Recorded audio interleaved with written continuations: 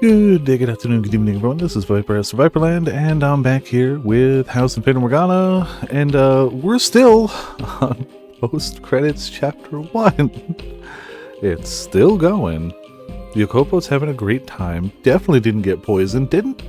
Still didn't win a knife fight after being poisoned. Yeah, I'm not entirely sure we're even at the bonus content yet, Ramen. I'm pretty sure this must have been in the base game, and I'm pretty sure it's the next menu that's the, bonus content. But I'll say, Ramen, and hey, Sor, how you doing? Welcome to Viperland in the chat. Yeah, no, this game is forever.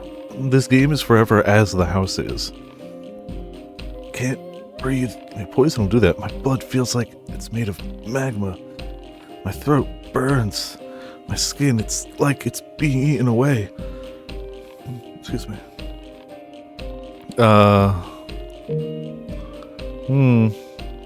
Never liked the red text. It came out after the OG. Oh, did it? Okay. So you've got OG, you've got this, and then you've got the next one, and then whatever those other question marks are. Who's there? I'm sure it's someone good and helpful. Laughing at us in red text. Who's there? Why are you laughing? Well, laughing a lot, too. Answer me.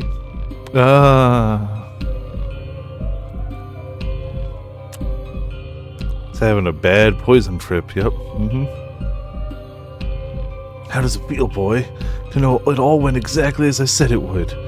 What? How? But you wouldn't be able to trust anyone. You're dead. Yeah, and you're hallucinating because you've got poison running through your veins, but the worst is yet to come, boy. Silence.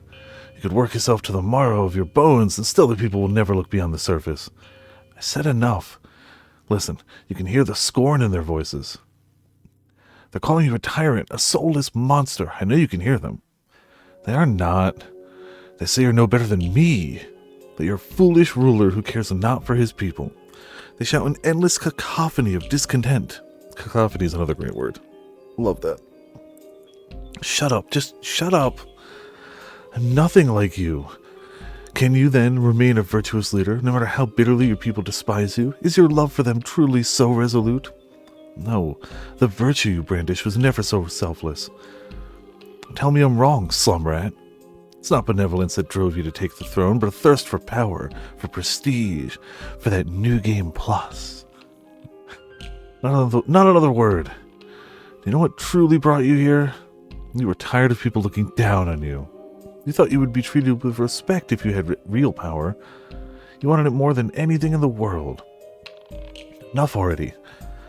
You dedicating your life in the service of others, it was never going to last. Allow me to make a prediction.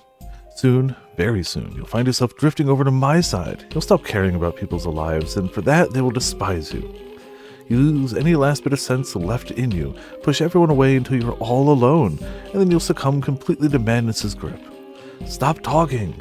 You don't have what it takes to be the lord of the land. I said stop talking. I mean, by that criteria, neither did he.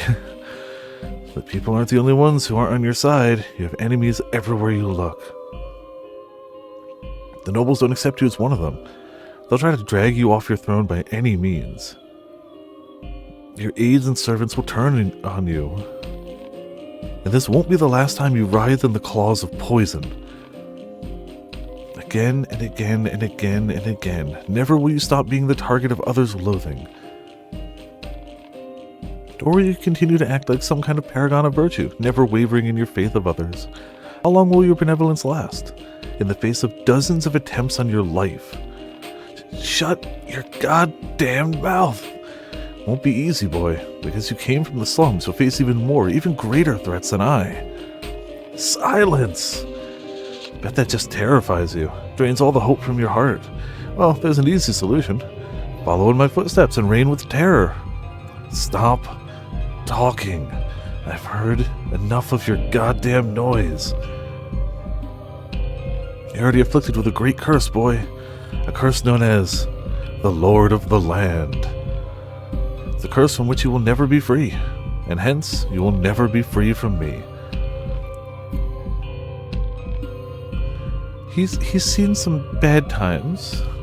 However much you may come to regret taking that throne, you can't give it back now. It's not something you can simply hand off to someone else, nor a duty from which you can simply relieve yourself. That anguish and agony and misery it brings you every day will follow you all the way to your grave. Just stop, damn it. Keep your babbling to yourself, you damn ghost. Go on, try and make me. Cover my mouth, why don't you? You can't do it, can you? You're too weak to defeat even a mere spirit.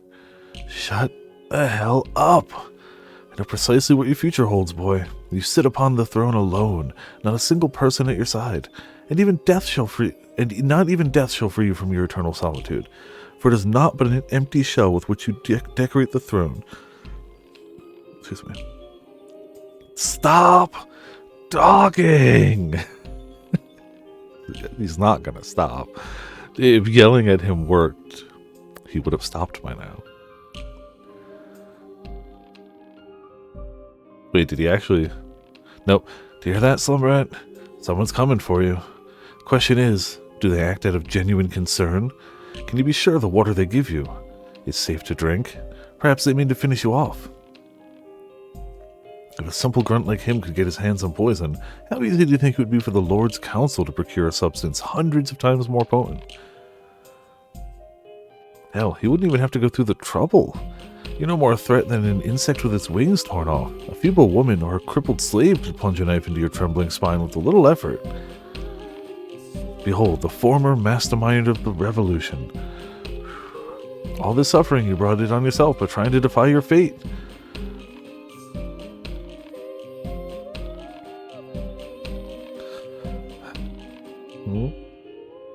The nightmares continued. Again and again and again they haunted me. Every time I drifted off to sleep, there floated Barnier's severed head, cursing me, mocking me, laughing at me from every direction. And as he said I would, I soon began to hear the people as well endlessly condemning me, deriding me, berating me. I tried to convince myself it was all in my head, but Gratien's words told me otherwise. All my old companions called me Jacopo the Betrayer, he had said. I wasn't sure how much time had passed. Was it day? Was it night? Was I sane enough to tell the difference? Was I even still alive? I had no idea. It was always the same refrain every time he appeared. You can't trust anyone. Your friends will all eventually betray you, try to drag you off your throne. Your people have no faith in you. Everyone despises you. Couldn't even tell anymore.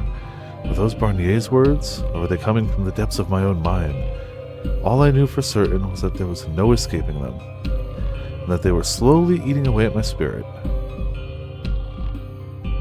My breathing was labored, and my entire body felt like it was on a spit being roasted in the eternal flames of hell. And at other times I couldn't stop shivering. I felt like I had been tossed into a frozen river. Doctors, guards, Odilion, I couldn't tell who was who, but there always seemed to be someone standing at my side. The faceless shadows were anything but comforting, though, for Barnier's ghost constantly reminded me of the threat they posed.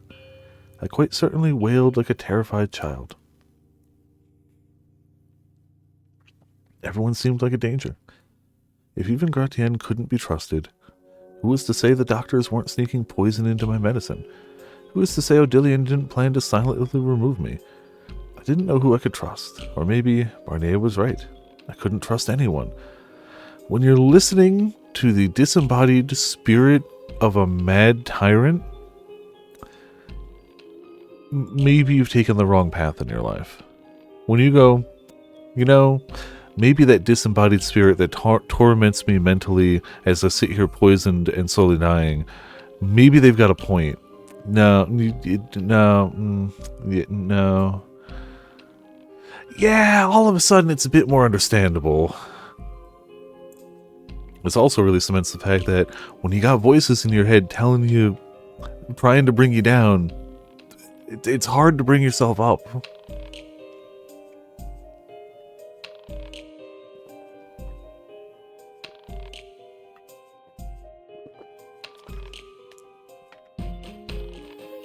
The fact that this has made his whole deal totally understandable really has me wondering what the second chapter is going to be.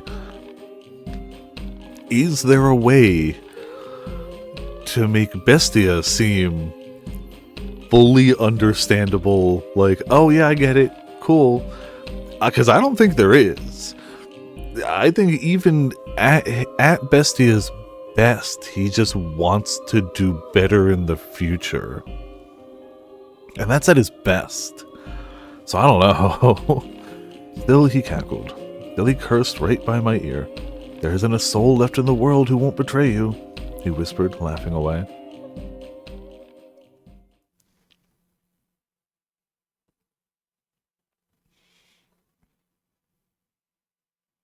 My fever seems to be receding. I can finally move again. It looks like I survived.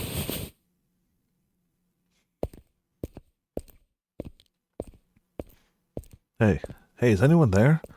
Where are you, Odilion? Anyone? Lord Barnier, I'm so glad to see you're feeling well again. Thanks.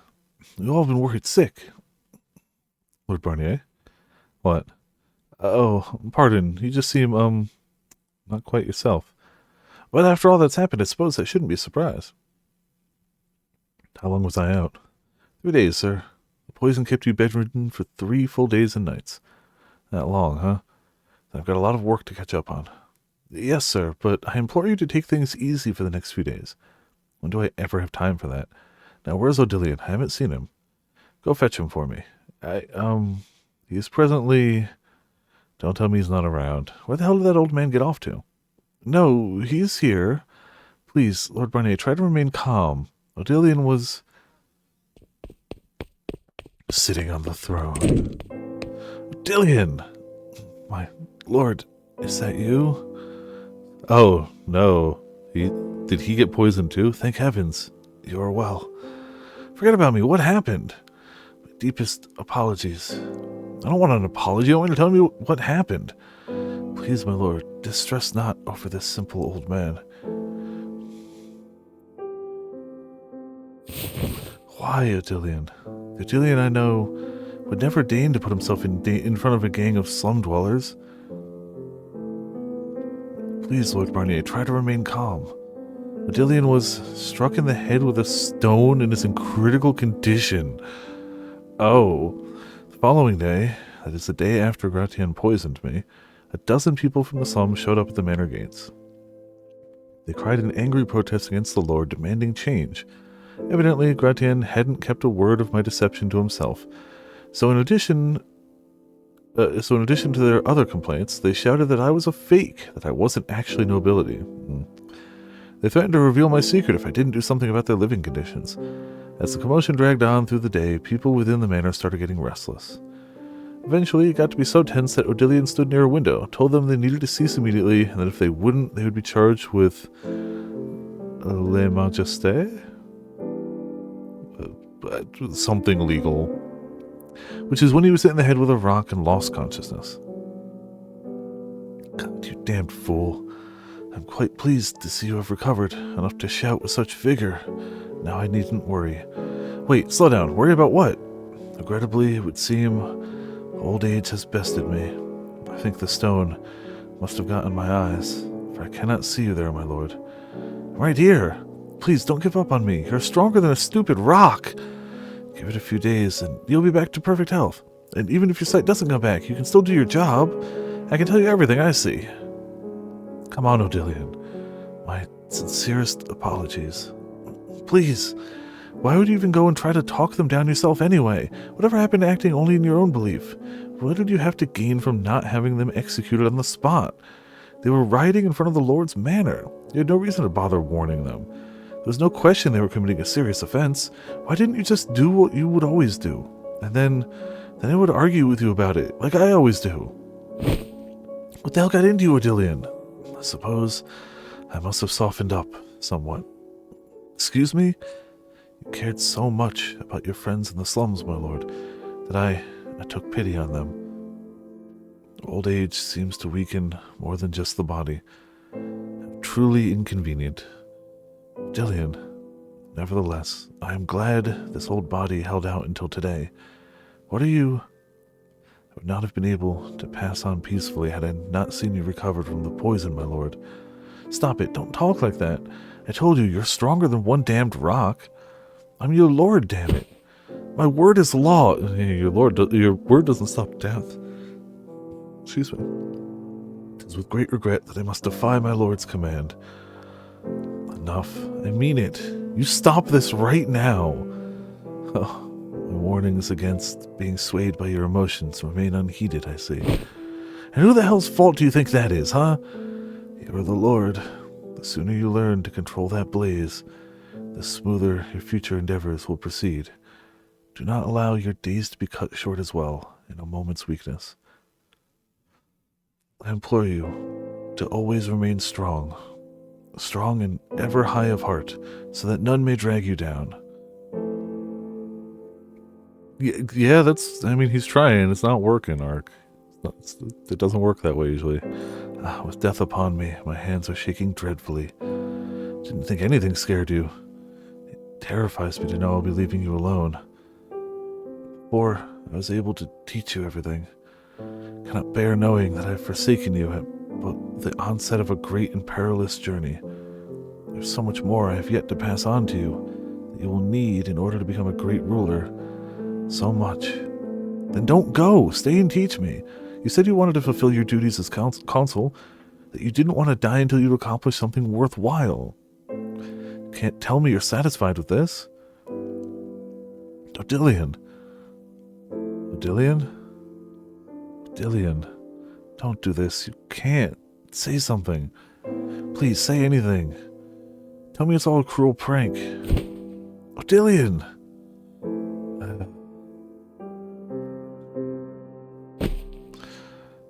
With his dying words, he leans up and goes, "Use a bitch." And dies. Lord Barnier.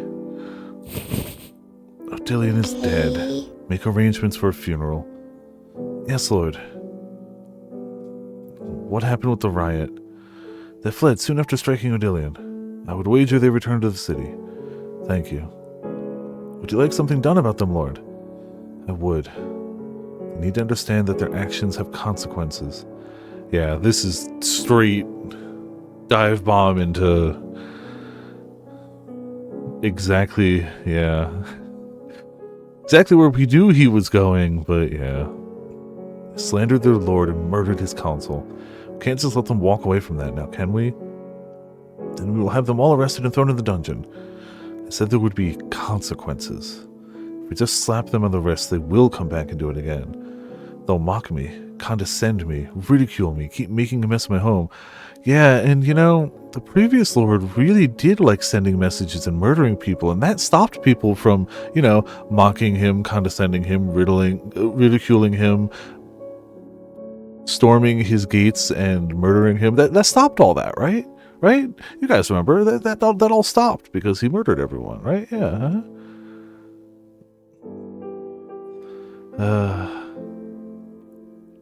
Tell me, do you feel safe serving a lord whose people neither respect nor fear him? Would you have any admiration for a leader like that? Have them executed. Since Odillion isn't here to advise it, I, Lord Barnier, officially order every spark of opposition to be snuffed out. You find every last one of the rats and relieve them of their heads. Then put them on display in the city square. Make sure they know damn well exactly what awaits anyone who opposes Lord Barnier. It's shocking that Morgana wouldn't know it was a different lord. They act so differently by the time she interacted with them. Yeah, it's crazy.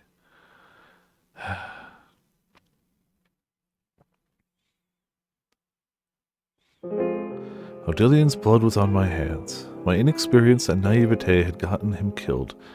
He had warned me, again and again, that my people had no love for me, but I ignored him, foolishly believing in friendship, letting Gratian into my house and ultimately getting Odillion murdered. My trust didn't belong with Gratian or my old slum companions. It belonged with Odillion. I should have realized it so much sooner, that he was the one and only person left I could trust. Men with whom I had spent years had likely participated in that riot. Men whose names I knew, whose faces I recognized, with whom I had spoken on countless occasions. But I felt not even a pang of regret in ordering their deaths. I didn't reminisce about the good old days. Those days were gone, irrelevant, meaningless. I felt no sympathy for the people they were leaving behind, nor did I so much as bat an eye when I saw their bodies lined up before me. Compassion bred weakness, made you vulnerable. I had to excise every last bit of it. It was the last thing I needed, for I was the Lord Jean-Francois Barnier. Damn you, French. It's true, he's gonna get a bro who will definitely, make him better. Definitely. Hey, look at all those heads. Suppose they were beheaded for trying to assassinate the Lord. Seems like a lot of folks for an assassination attempt. Who can say what happened up yonder? Have you been down to the square today? I have. My heavens, I almost passed out at the sight of it. Why are those stupid thugs trying to go after the Lord anyway? There's been whisperings around town. They say he was actually born in the slums and isn't a noble at all. Wasn't that just his cover while he was in hiding from the phony Barnier? Certainly hope that's the case, but either way, it's probably best to keep quiet about the topic. I'll say, I doubt he'll do anything as bad as the phony, but it still brings back bad memories. Okay. And things were getting to be so pleasant, too. What? If they were, why would you riot if things were, no? Question mark? If they were pleasant, why were you rioting? Why try to oh, these are townsfolk, not slum folk. Okay. Yeah, the town seems to be doing alright. Maybe not great, but alright. Okay. That checks out more. Yeah. What is this, some kind of sick joke? Fucking Gratien's right at the very front. The other guys he used to hang out with at the pub. Did you kill them all, Jacopo? You killed all your old friends? Why? The hell, Jacopo? To be fair, one of them did poison me and then try to finish me off. Now, the sweeping killing of everyone else is definitely a, not great reaction to what happened, but he so didn't cast the first stone by any amount. Like, snuck in, put on a smiling face, waited about 10 minutes before dropping the facade, and trying to shank us while we're full of poison. Like,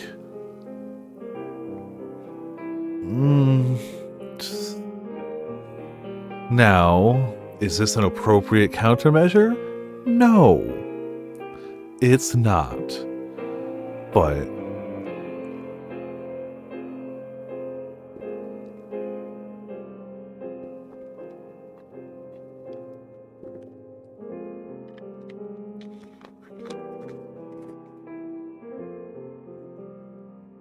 you would never hurt anyone. That is not true.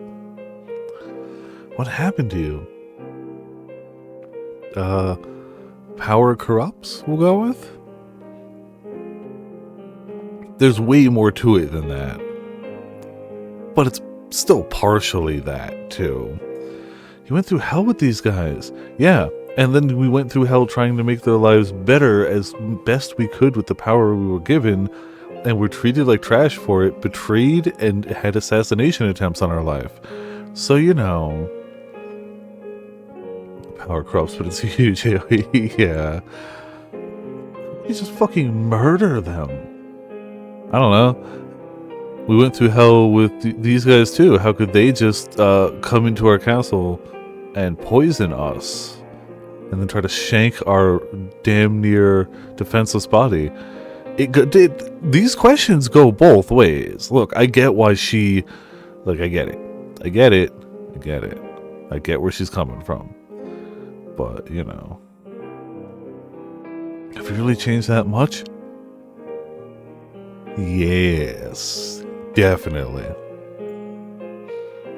You have, Jacopo. Become a completely different man. No, you're long dead. You died in that goddamn revolution. The Okopo I know no longer exists. All that's left is Lord Barnier. Everyone, they're all gone.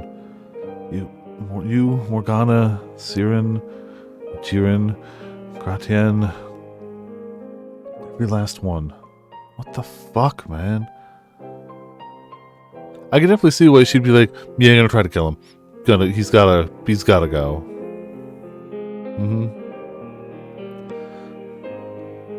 Got a dad and lost him since the last song. Yeah, also true. I appointed a new consul shortly after Odilion's death, but he was an ineffectual, short-sighted oaf. And to top it off, he had a tendency to simply nod and agree with anyone and everyone rather than express any opinions of his own. If anything, having him around made my job more difficult. But it wasn't as though there was anyone else competent enough to take the position, and relieving him so soon would come with its own crop of problems. So I ended up using him to shuffle papers and handle other menial work while I took care of the actual decision-making. My first order of business was to establish clearly defined rules and punishments.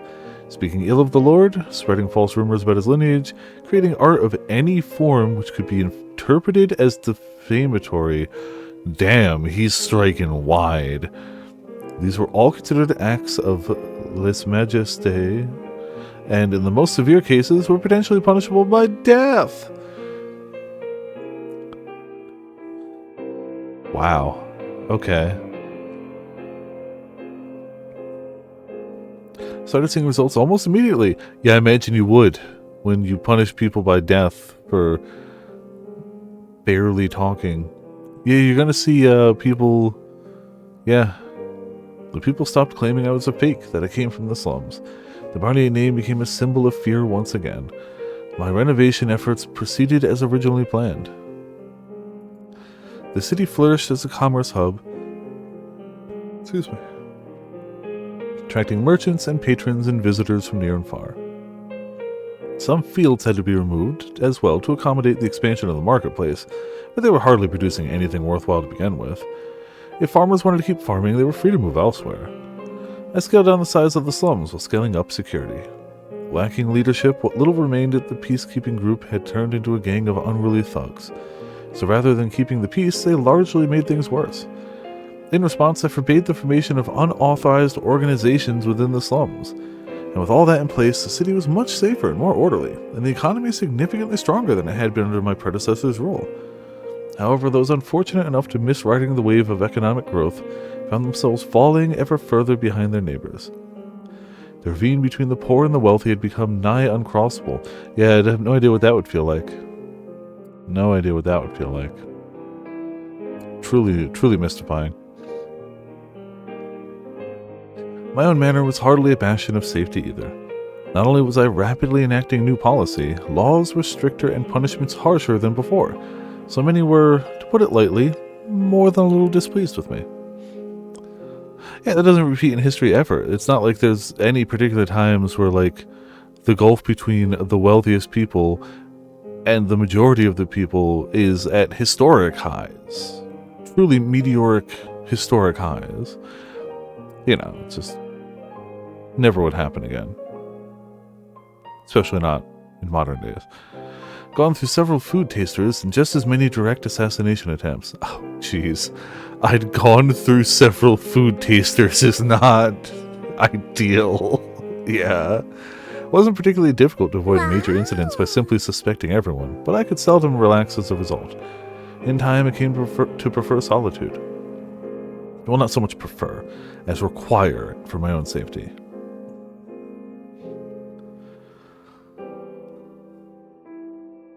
Odilion's death left me with more than just solitude, though. The phantom slipped free from my dreams, appearing from my shadow whenever I was alone, laughing endlessly. What did I tell you, boy? You're controlling them with fear, just as I did. It's a wonderful feeling, is it not? The look of terror on a man's face is the most exquisite thing in all the world. Silence, you. Stand by the window and listen. You can hear them all the way from the bottom of the hill, bemoaning the great and terrible Lord Barnier. Be quiet. Can't you know who the cries are about? It's not me any longer. It's you, boy. Shut up, goddammit. Don't fool yourself. You're no better than me. Enough, I said silence, spirit. I'm nothing like you. Is that so? Then tell me, boy, how do we differ? I don't hold those disgusting banquets for one, nor do I torture slaves for my own sick pleasure. It's like, for one, I don't have Morgana held captive in an area where she can't leave and drain her blood from her routinely. Maybe I should get on that. By your command, hundreds of slaves are being worked so hard it will surely spell their deaths. How is that any different than murder or torture? Their deaths aren't meaningless. I don't know if the slaves themselves would say there's a difference between the two. They're giving their lives for the good of this city. I definitely don't think the slaves would see it that way, and I would say that the slaves would agree with the old Lord Barnier. In your eyes, perhaps. But how many would take your side? You have no idea what you're talking about. If the people were truly satisfied with your rule, you wouldn't be holed up in this room all the time. You have no one you can open up to, no one to offer you companionship. What better proof of your tyrannical ways than your own isolation? Shut your damn mouth. You wretched man. How many times have you been betrayed? Have you found anyone you can trust after all your old friends proved you couldn't even count on them? Oh, for God's sake, quit babbling already. Solitude will be your constant companion for the rest of your days. And should you let your guard down even for a moment, know that 100 men lie in wait, ready to plunge their blades into your back. Your attendants dream of the day they can sneak poison past your taster. Shut up. Ah, you poor pathetic child. How much misery and stress have you brought upon yourself because you let your dreams run amok, clawing your way up into a world much, much too big for you? Be gone, damn you. My lord, I heard a huge crash. Lord? How many times do I have to tell you to stay out of my chambers? Forgive me, but I was afraid you might be in. I can take care of myself, damn it. Don't make me say it again. Yes, sir. Well, to hell with you. We're nothing alike. I'm making their lives better, not worse. Not a tyrant. You acting pretty tyrant. I started relying on alcohol to rid myself of the phantom. That always ends well. I keep seeing this thing haunting me, telling me not to trust anyone while I lived in solitude, not trusting anyone and away from every single person that I know, with no friends or family or companions in any way. And I started getting tiring of that phantom, so I started turning to alcohol. When I was drunk enough, I didn't have to see anything. I didn't dream, I didn't have nightmares. And most importantly, I didn't have to think. There were times I couldn't be sure whether I was in my right mind. There were times I was so panicked I wanted to scream my throat raw. There was never a time I was safe showing that weakness. I knew from experience it would only put me at risk. I couldn't complain to anyone. I couldn't ask anyone for help. I couldn't believe in anyone. Ottilion's dying words came back to me again and again. Stay strong and ever high of heart. You betrayed those final words, instantly. What did it even mean to be high of heart, though? Certainly I had nothing to be proud of. Not having spent my early years a filthy, impoverished slum rat, not having spearheaded a violent revolution and stolen the throne, not this farce of a tale about me secretly being a noble. I hadn't been raised to be a lord. I hadn't been taught to have a proud, noble spirit. That was likely what Ottilion had wanted to impart upon me. The nature of a ruler. People automatically respect a man who is truly dignified and noble. They instinctively admire him, kneeling out of wholehearted honor. And that's what makes a true king. Not knowing the first thing about how to be that kind of man, I fell back in the only alternative that came to mind, forcing them to kneel beneath my iron fist.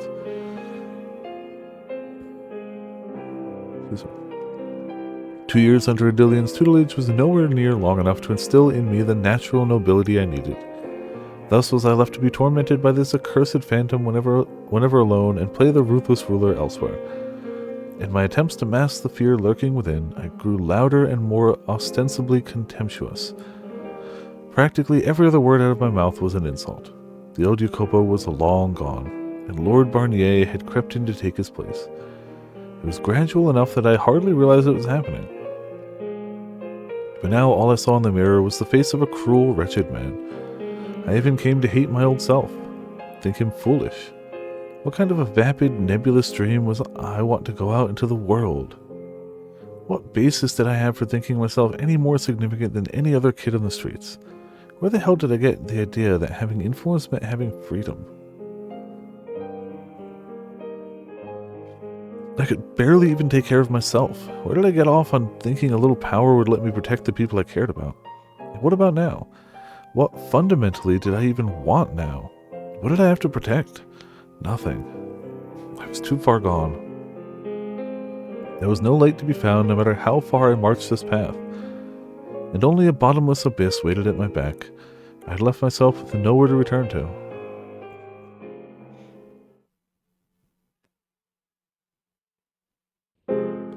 Before I knew it, nearly 4 years had passed since the revolution. By then, not a soul dared defy my will. I was surrounded by people who supported my every decision. Few of them genuinely agreed with me on everything, obviously. But no one could deny how much growth I had brought about. So long as I continued to produce results, I would continue to have their outward support. As a trading hub, the city flourished, but the citizens were less than thrilled about the work I was doing. The poorest, especially, seemed to hold a great deal of enmity for me. But I was reaching the point where I couldn't manage on the support of the upper crust alone. Simply dumping sacks of coin into the streets wouldn't end poverty, though, and increasing taxes on imported goods would undermine everything I'd built up. Lacking an actual solution, all I could do was work to make them feel like they were better off than they actually were. Fortunately, it was much easier to pull the wool over the middle and lower classes' eyes than it was the better educated upper class. See, Yakopa, what you gotta do? You gotta split them into two groups, distinguishable by arbitrary means. Let's say, I don't know, where they came from, the color of their skin, I don't know, just anything, just pick anything. And make them hate each other. Get them to really hate each other. Just make sure that one side is convinced the other side is actually the worst, and that the other side is convinced that the first side is actually the worst. Make them truly despise the existence of the other. And they'll never look at you in your direction. Not once. Never. I started by building public recreational facilities which citizens had priority access to. Then I turned my eyes towards religion. About a year earlier, as a part of the city's expansion, a bridge was built across the river that served as the city's affected border. A church had still not been established in that new district, so I wanted to build one and gather a following. Conveniently enough, my predecessor had been in the process of building a second manor on the other side of the river, and with a little bit of work, it could easily be repurposed into a church. Once people started making use of the church, it would be simple to win their favor by making myself known as a generous patron. Faith was the ultimate blinder for the uneducated, and history showed time and again that religion could be a powerful tool in the right hands. But the high foreigner and merchant population in the city meant that no one particular region or religion had managed to take hold. The merchants especially tended to develop their own individual philosophies over the years, with few caring much for higher powers. Stuff they write is anonymous, and they hire someone to make sure only the message with piss people off are left on the board. Yeah, you know. All of these very effective methods. That was a possible explanation for why the church had never had much sway in this region. There was therefore a chance the whole thing would just be a colossal waste of money. Can't have that. However, I had recently caught wind of a curious rumor. There was a nun serving at a small church at the far edge of town who people had come to refer to as the Saintess.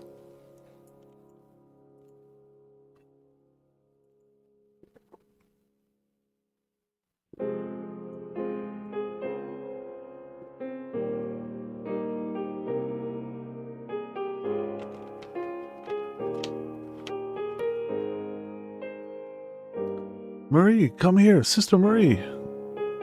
Oh, what is it? I picked some flowers for you. Take a look, they're so pretty. Oh, why, thank you. They're beautiful. Eek! Get it away from me! Ah, she actually fell for it. Hey now, how many times did I tell you it's not nice to trick people? Too much fun to tease, Sister Mari. That's hardly an excuse. It's still wrong. I'm your big sister here, so you need to treat me like... Ah, there's a bug on your dress. What? No way. Well, where is it? Get it off. Somebody get it off me.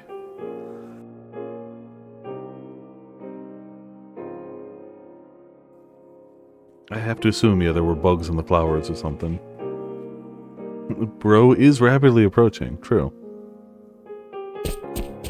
Just kidding. There's nothing there. Ha! Get back here, you little rascals. So her name's Mari. Not quite what I envisioned of the so-called saintess. She seeks out orphans to take into her care and offers food for the hungry, shelter for the homeless, and rest for the weary. Where exactly do the funds for that come from? She covers it all herself, supposedly. Highly doubt she has that kind of money just sitting around. Look at the building. It's practically falling apart. Wait a second. I get it. She makes use of all the church's resources to fund her charity. It is correct, my lord. Is she really so foolish as to not realize that's unsustainable? Excuse me. The locals are quite fond of her, but the same cannot be said of the priests and other nuns. Her work is causing them great financial stress. Not surprised. Shall I summon her? No, don't bother. We've seen more than enough.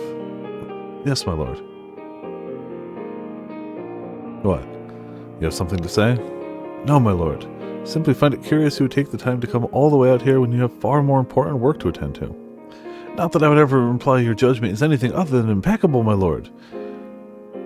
Just thought this saintess might be someone I knew. Pardon? I was mistaken. They don't call her the saintess because she does God's work. They just call her that because she's a damned goody two-shoes. So much for words having actual meanings. Christ. I see. Lord Barnier? It's nothing. I'm heading back now. Yes, sir. Ah, Marie, the giant man's here. Come on now, be polite. Good day, Marie. The kids seem to be doing quite well. Oh, you have no idea. So well, in fact, that this little hooligan found himself a whole handful of bugs. And goodness, he about scared me out of my skin. A little mischief is a good thing. Their smiles wouldn't be half as bright at any other orphanage. Not so sure about that. In any case, here's what I earned this week. No, I keep telling you that's not necessary. Trust me, I don't need the money. I get enough joy out of just murdering everyone in my path. I mean, I want to support your endeavors, bro. But you do accept tithes, no? Yes, but still. I know it's hardly enough to cover what you need, but please. No, that's not what I meant. It's your money. You should use it for yourself. I have nothing to use it on. You'll put it to much better use than I ever could. Alright, thank you. But try not to work yourself too hard, okay?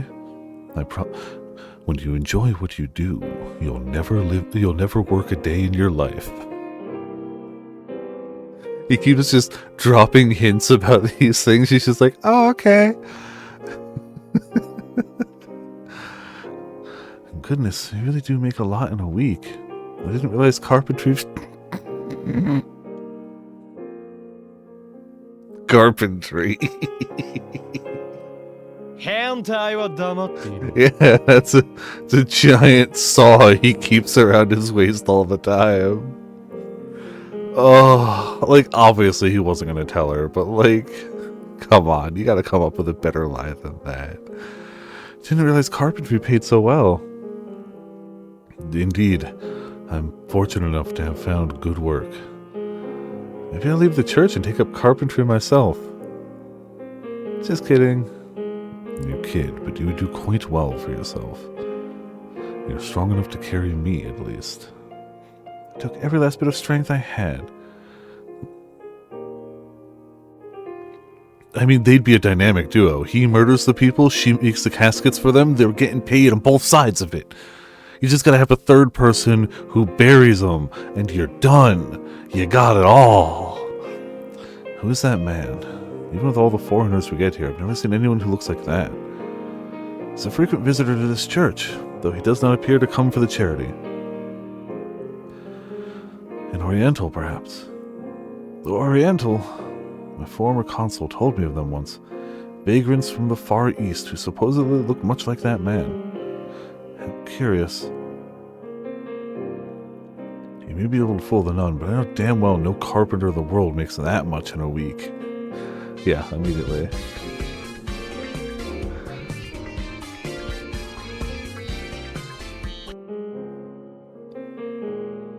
Did it really not? Okay, hold on. I gotcha. I think when it's long enough, it doesn't. But I gotcha.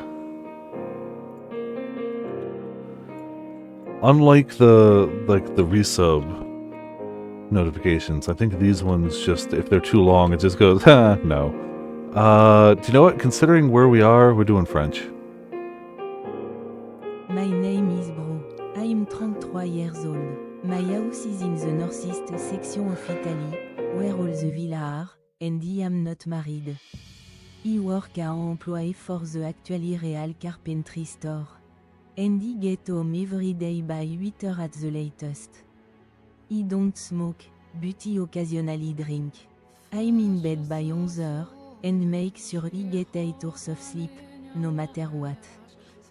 Damn, bro. Sounds like you lead a good life. You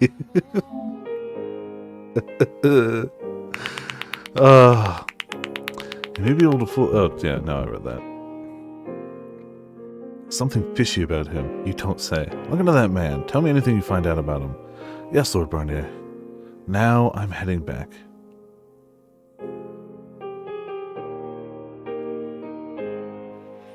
In addition to the renovations for the church and gathering intel on the Far Eastern man, I made sure to keep an eye out for any unusual rumors or happenings outside the city's borders. Also, since we already haven't saved in a bit.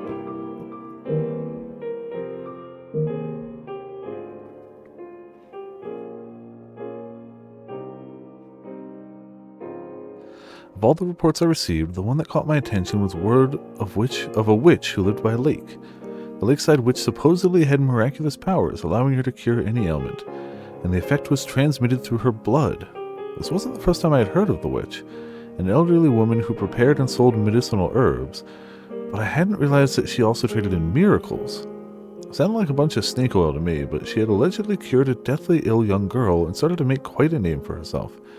But on top of that, they also said the sound of the witch's first cry had ended a years-long drought in the village where she was born. This doesn't bode well. Why not, my lord? Try using your damn head for once in a while, would you? Two competing denominations forming so close together, you don't see how that could lead to all sorts of headaches? The objective is to unify the people under a single banner, to which I then pledge my support and earn their favor. That all becomes moot if their faith turns towards this witch. The people do love their heroes and miracles, after all. It's quite an attractive proposition, I must say. I'm mocking them, you buffoon. I beg your pardon. The chances of it growing into something actually worth worrying about are slim, but better to snuff the flame out before it spreads than sit back and hope it burns itself out. Shall I deliver an order for her to cease operation, then? That would be best. Actually, no. I'll deal with this personally.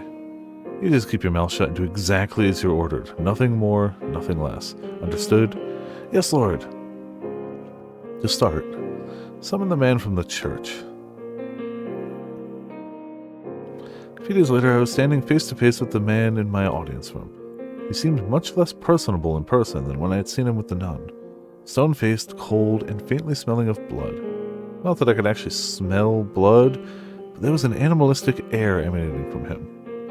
That much I had expected, though. I knew before summoning him that he was anything but a respectable man. Take it you're the Oriental man who's been seen buzzing around a local church of late. That would be me, yes. What of it? Who do you think you're talking to, you impudent rat? Show some damned respect. Apologies, I'm not very familiar with the local customs or language. Very well then.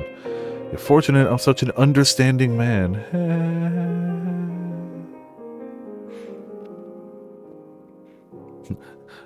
Ah, yes, I've heard of your understanding. You're as understanding a man as I am a good carpenter. Now for the reasons I called you here. You're the one who killed that cart full of slaves 4 years ago, aren't you? So you know about that. I wasn't actually sure it was you, but now I have confirmation. Since then, one slave of Far Eastern origin has remained unaccounted for. I take it that would be you. That's right. You made one hell of a mess out there. Am I here to be punished? Depends on how our talk goes. I think I'm going back to being a slave. You're fooling yourself. I don't need any more damn slaves, and I certainly don't want you as one. You're obviously not finding any respectable work being an ex-slave, so I take it you're still in the business of getting your hands dirty, are you not? I assume you're playing cat burglar or something, living off whatever you can swipe from the nearest unlucky bastard. Oh, yeah, true. What was the... Yeah, straight up just has blood on clothes. Probably has way more on the cloak, but it's already red, so, you know. Correct.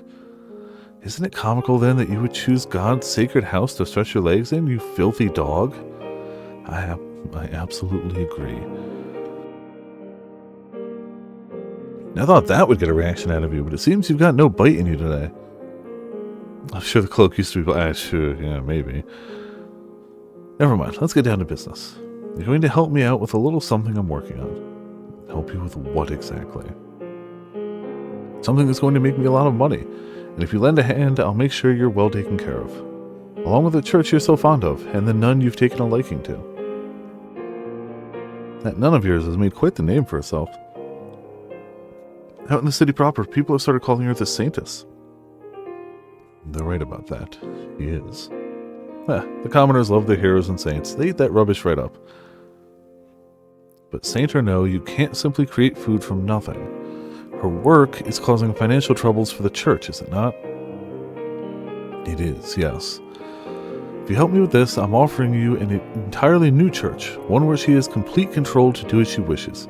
She'll make it into the biggest church in the city.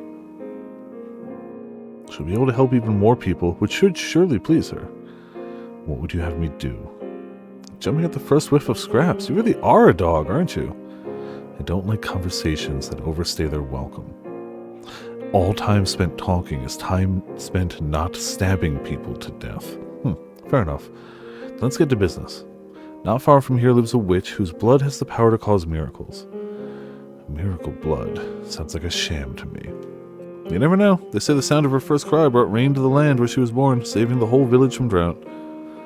And they say her blood has the power to cure any disease. I'll worry about the veracity of the rumors later. Right now, all I want for you is to capture her and bring her to me. Explain something to me, Lord. You said that if I helped you, the nun would be able to save more people than she does now. So how does capturing this witch accomplish that? I'm glad you know how to listen, dog. We'll be turning the blood into a miracle elixir, which she will then distribute to patrons of the church, in exchange for tithes, of course. Selling it, then. Yes, that's what I said. Selling isn't quite the right word, but if that's how you want to think of it, it is 100% the right word.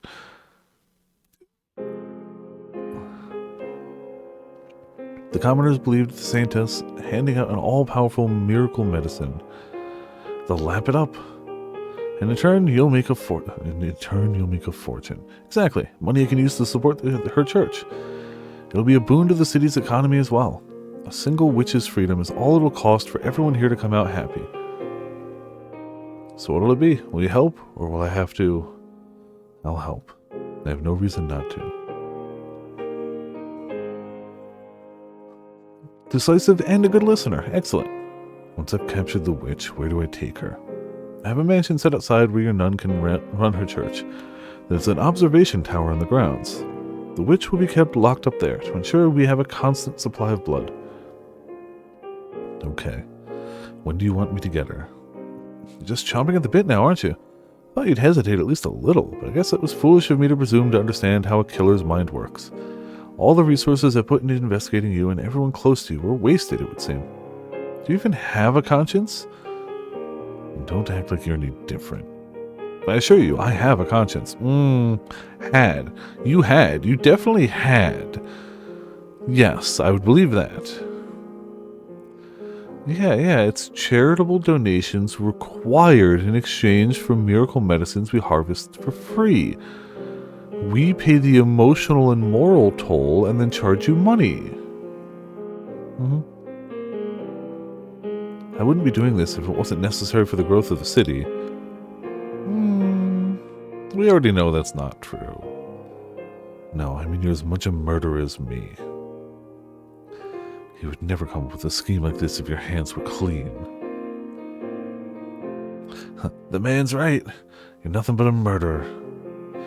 How deep has the blood seeped into your hands? How many have you killed claiming their lives as necessary sacrifices? And how many more will die for your ambition? Silent Spirit. That poor witch. Blessed with the power to perform miracles, only to win her the attention of the villainous lord. It must be done. I don't have to explain myself to you. It's not like the old hag has long to live anyway.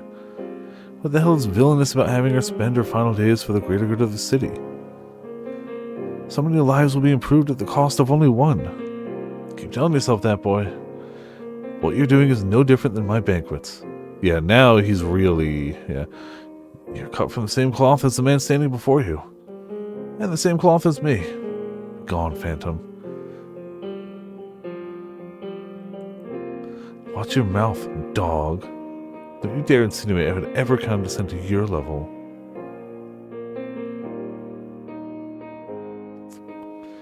Whew. Damn it. That's the first time he's shown up with someone else around. At least you behaved yourself today. Pretty sure you're smarter than most people I deal with. And you won't betray me either. Who knows how much longer he'll live, though. Stay. Don't touch it until I say so. Oh, quit pouting at me like that. You're the Lord's dog. Stand tall and proud. Alright, here you are. Drink up. Looks like it's safe. I swear, so much work. Oh. Using a dog as his water tester. Wow. A man says he has a conscience. Like, look, I get it. I get that you have to have food and water tasters. If you were less of a tyrant, maybe you wouldn't have to, but I get that, like, on some amount, that's required. But a dog? Really? Alright. Sure. I heard about the Saintess. Thought it might be you, but it was someone else. Never did get around to resuming the search after Dillian passed. There's no one around I can trust with such a sensitive task. Though it's probably for the best if I never do find you. We can't go back to the way we were before. There's much chance you're even still alive. If by some strange chance you are still alive, what would you think of the man I've become? Poorly. Poorly. Just a little. Several days later than originally planned, the Far Eastern man finally arrived at the mansion. I'd arranged to meet with him out in the uppermost levels of the observation tower and the church grounds.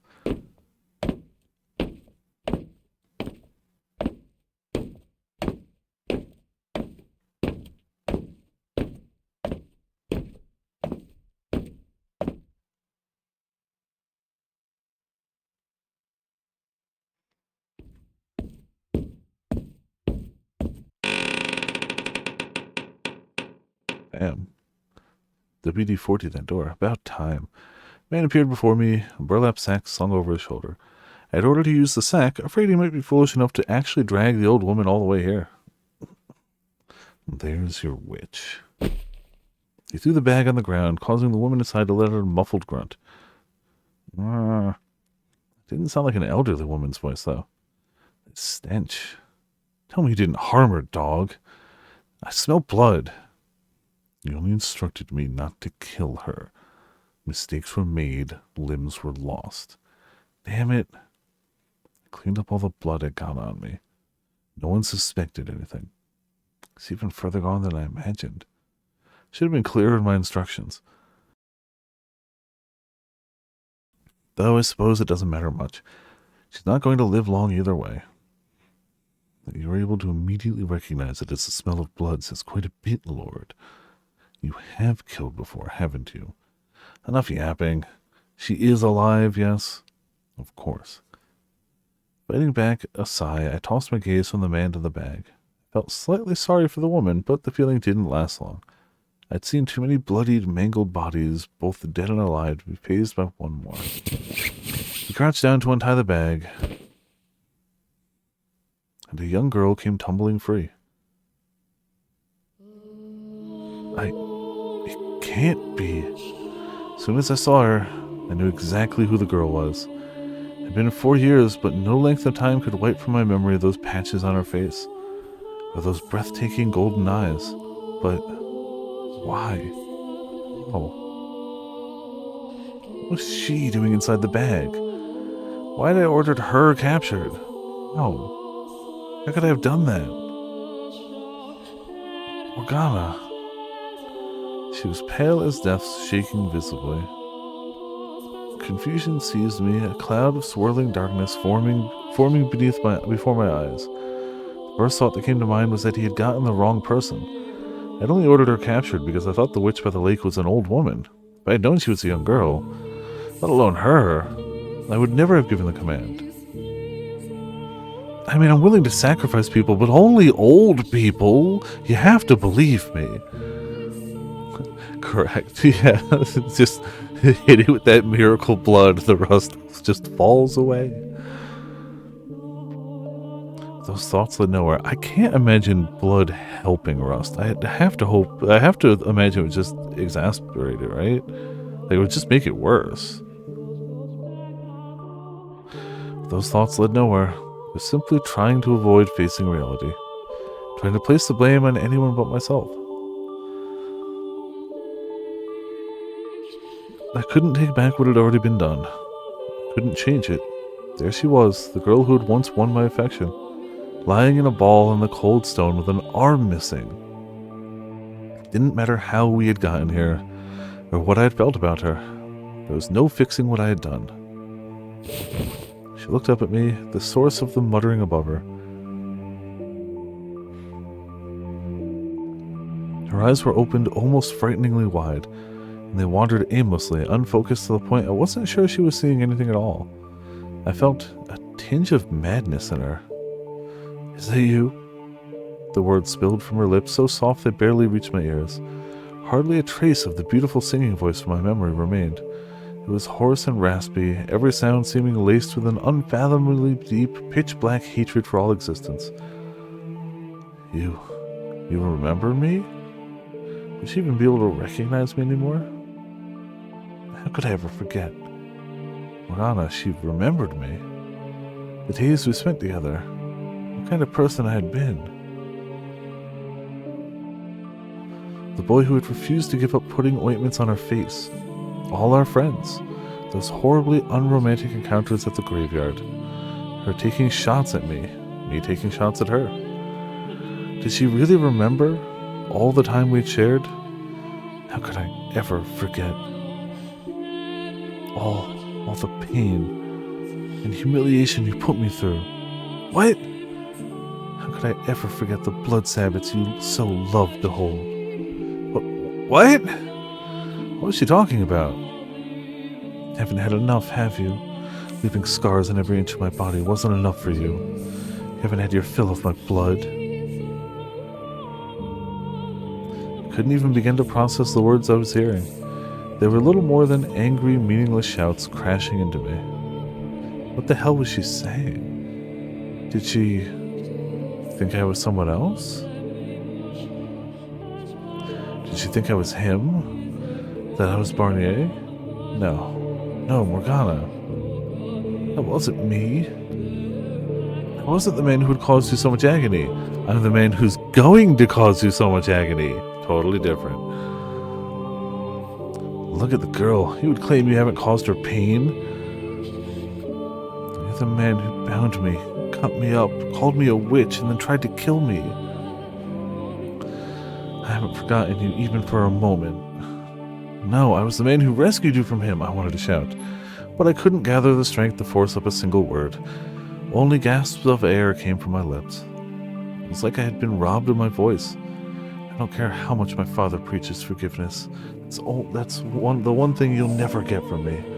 I despise you with all of my soul. I revile you with every fiber of my being. For every scar you gave me, I give you a lifetime of hatred. No, Morgana! When I finally managed to produce a sound, it was barely more audible than a whisper. In a frenzy, I made to reach out for her, when I noticed the pair of narrow eyes glaring at me. I was not aware you knew the Witch Lord. Huh? Know her? I don't just know her. She's Morgana. She's the girl This man, the Lord, he destroyed me, mind and body. No. She's not wrong. That was another man. You've become that man to her. I'm not Barnier. Do you hear yourself, boy? You're the rightful heir to the Barnier name, are you not? That's what you said when you stole the throne from me. This man ruined my life. How will you respond, boy? Will you say it wasn't you? Can you say it wasn't you? How will you convince her? She's clearly not in her right mind. It's almost like she lost a lot of blood because her arm is gone. Would she even understand it if you revealed the truth? Can you do that knowing it won't make it through to her? Will you tell her you're nothing more than a slum rat, a usurper? That you deceived your way into power? That everything you built up over these years was all a lie? That you killed your former friends for nothing? That Odilion died for nothing? That you endured betrayal after betrayal for nothing? Do you have the spine to say it, boy? All the sacrifices you made, all the pain you suffered to make it here, could all come crumbling down the moment you do.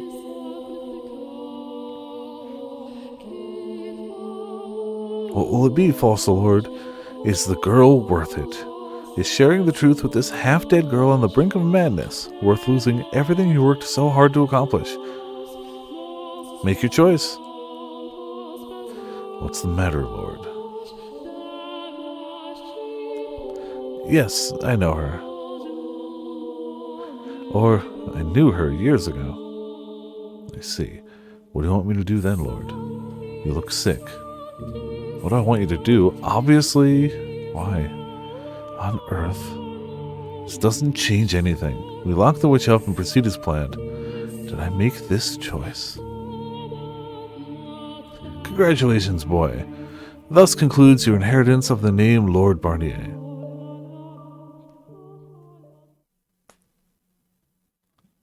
Four years earlier.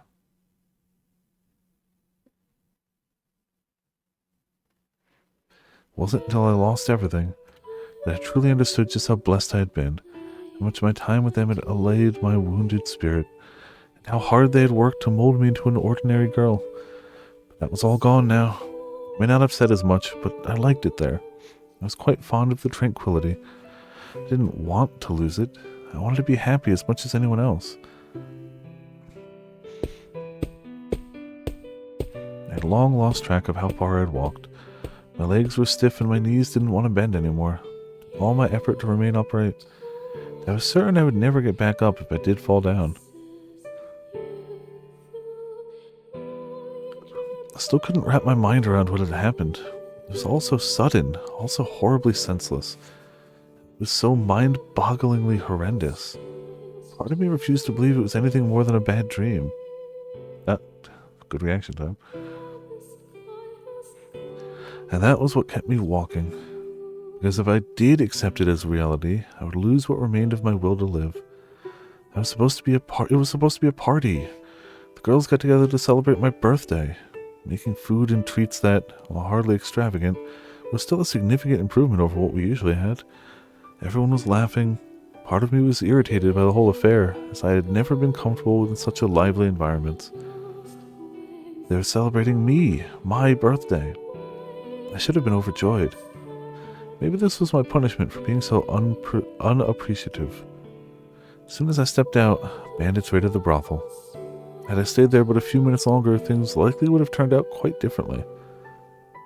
Whether for better or worse, I couldn't begin to guess, but at the very least, I probably wouldn't be here alone. I could have gone with them to the next life. During the raid, a man grabbed me, and I lost consciousness almost immediately after. When I awoke, I was in a foul-smelling carriage. People were packed into the carriage like livestock. There were dozens of them, every inch of usable space filled with a body. Looking out across the cramped space, I knew instinctively I was on my way to becoming a slave. Once I had been sold off as a saint, a highly valuable commodity. But this time around, I was cheap, expendable labor. I was filled with an overwhelming emptiness as the realization struck. Something resembling sorrow wavered about in the void as well. But it wasn't a sadness for my own predicament. It broke my heart knowing I would never see them again. That everyone I had to thank for all those warm, peaceful days had either been killed or sold off. In time, the sadness swelled to form tears in my eyes. My whole life I had managed to endure without crying. And the first time I did, I shed tears for someone else. The man sitting next to me asked, "Why are you crying?" To which I answered, "I'm sad because I didn't get a chance to show my gratitude to people very dear to me." But if that had been the end of our conversation, I wouldn't be here. Hobbling down this endless road alone, I wouldn't be covered in so much blood.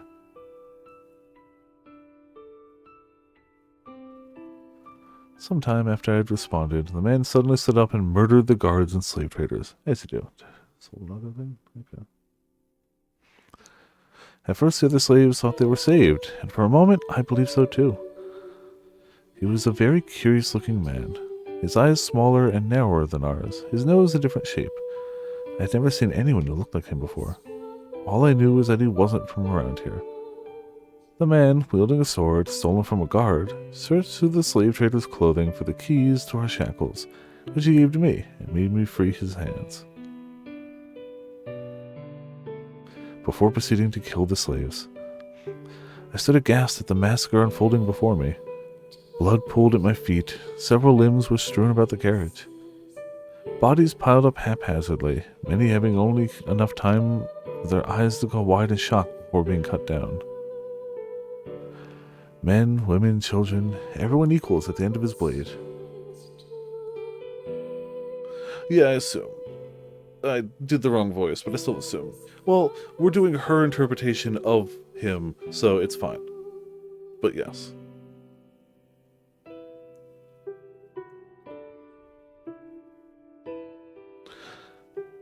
Like, besides the fact that I haven't been going hard on the voices the past few times just because my throat's a little weird, generally speaking, whenever it's a character saying so-and-so said a thing, I usually don't go full on the voice regardless. Just because that's just how I've run it. The strange-looking man laughed as he slaughtered the slaves. He laughed and he laughed like he was having the time of his life. Yep.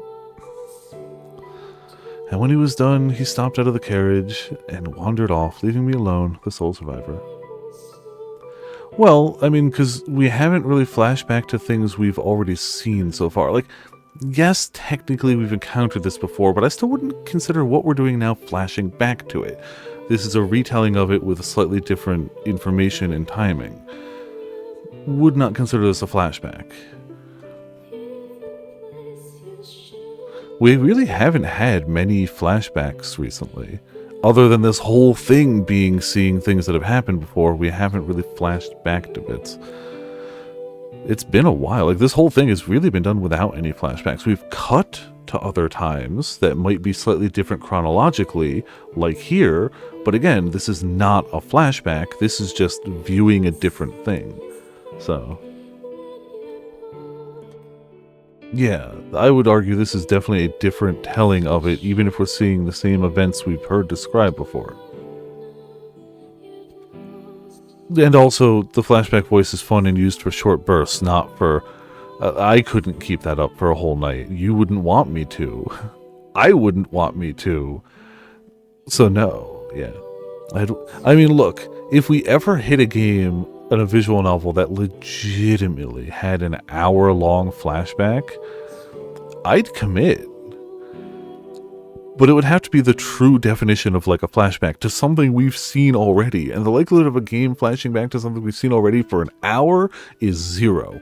No game would do that. No game would make you reread an hour of what you've already read before. So we're fine.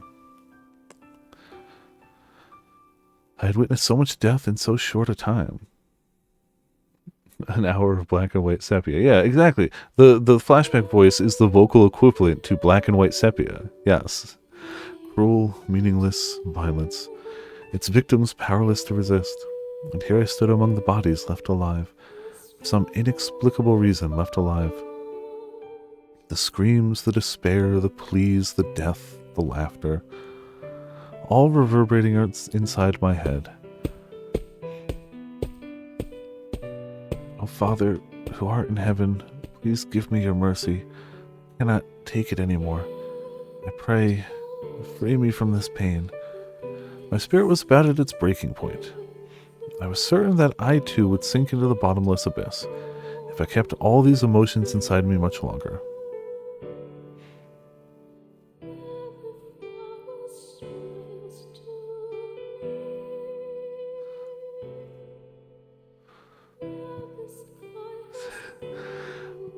That sure is an interesting one. Who was the, Oh, OG Resident Evil 2. Okay. Did that have... He moonwalks, I mean, of course, yeah. I mean, I remember playing the Michael Jackson Genesis game. That was a game I played. It's a weird game. I walked and walked and walked and walked. No food, no water. My exhaustion at its peak, my mind in a complete haze. When, off in the distance, I caught sight of a lake. So thirsty. Water. I began hobbling in the general direction of the lake, not caring that it took me off the main road. Bandits could have assailed me. Wild animals made me their prey. None of that mattered to me anymore. At least then I wouldn't have to walk anymore.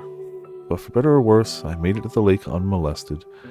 The water was clear as crystal and seemed to sparkle like one as well. As soon as it was within reach, I dropped to my knees and drank, my thirst seemingly insatiable. The blood covering me had dried several days earlier, but its bitter stench lingered. So after a brief glance about my surroundings, I washed myself. The chill of the midwinter lake water and occasional gust of wind pierced me to my very bones. Yeah, that can't be... I mean, you do what you gotta do, but midwinter lake water? No thank you. That's very weird, yes. No one in the right mind would bathe in this water, or weather. The common sense and the chattering of my teeth didn't stop me. I wanted only to be clean again, and the frigid water felt like it would strip everything away, leaving my body and spirit new and unsullied. Once I was satisfied, I came to the belated realization that a small cottage sat at the lakeside.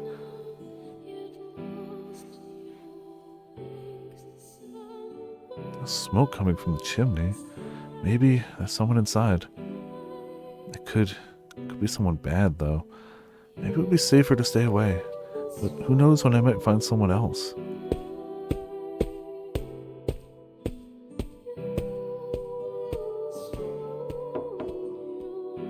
Excuse me, is anyone there?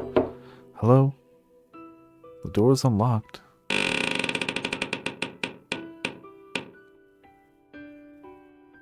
It was so warm inside. The heat from the fire seeped into my chilled flesh, spreading slowly. I almost burst into tears again. Sitting before the fireplace was an old woman. Cauldron hung above the flames, bubbling with a curious colored liquid. Ma'am? The woman merely sat there, her head drooped. Slowly I approached her, half certain of what I would find, placed my hand on her shoulder. She was dead, and I hardly so much as batted an eye at the sight of yet another corpse. In fact, she looked like she had passed quite peacefully by comparison. How blessed she was. There was no sign bandits had been rooting through the cottage. Presumably she had fallen asleep and passed away naturally while in the middle of concocting something. Looking around the room, I found myself surrounded by countless items I couldn't begin to identify. Plants of all colors hanging from the ceiling to dry. Berries crushed and stored in small glass bottles. Or I'd guess the woman made her living off of herbal medicines. Having gotten a good look around the room, I thought that perhaps I'd been guided here. And if my father had led me to this place, he would not frown upon me for doing what was necessary to make use of it.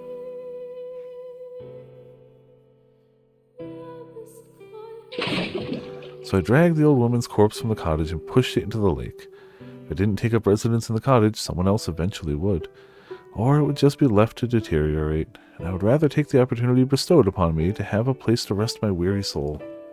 As the woman's body sank into the clear lake, a realization struck me. I hadn't crossed myself. A few days after I moved into the cottage, a man came to the door. Apparently he'd been a customer of the woman's, a witch by trade, and he was looking for more medicine. When I spoke to him through the door, he gave a short gasp and said, "Who are you? Where's the witch?" I'm her granddaughter. She's not presently home." Huh, never knew the old lady had kids. So when's she gonna be back? Not for some time. Well, damn. You know much about herbs, girl?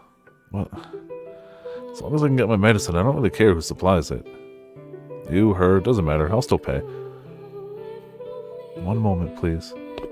My knowledge of herbology was essentially non-existent, but if there was a possibility I could make a living off it, there was no reason for me not to try.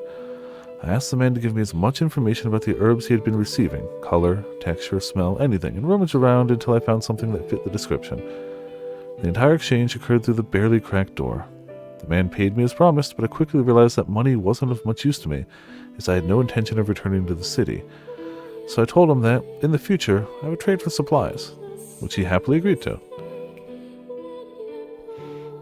A few days later, another man called upon the cottage, but unlike the first man, he sounded crude and uncivilized.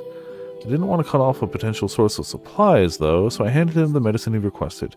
When I did, he let out a low snicker and said, "What do you say I looked after you, girlie?" He then shoved his hand into the crack of the door and grabbed my wrist. "You ain't fooling me. Hag's dead and it's just you, ain't it? Oh, girl like you need someone to look after. Make sure no bad men come threaten you." Every word that came from his mouth oozed with sleaze. I knew it would happen if he got the door open. Let go. Oh. I yanked my arm back with all my strength, slammed the door shut, and set the bar. But even that wasn't enough to quell my uneasiness, so I put a chair against it as well. The man pounded on the door, each slam of his fist causing the whole room to vibrate. Overreact much, hugger? No? That is a very good reaction. What do you overreact?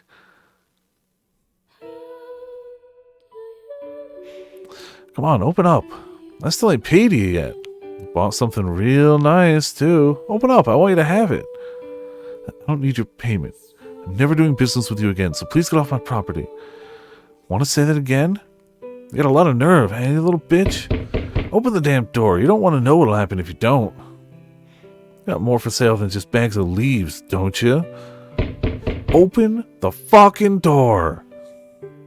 Stay quiet, Morgana. Best way to handle people like him is to just not respond. Good for nothing, you. One day you'll learn your lesson. This world will eat a little girl like you right up. Like you were trying to? After giving the door one final parting kick, the man stormed off, loudly grumbling about how stupid and ungrateful I was all the while. I didn't deserve a word of his cursing, but at the same time I couldn't bring myself to be upset about it. He was right. The world would not be kind to a young girl living on her own.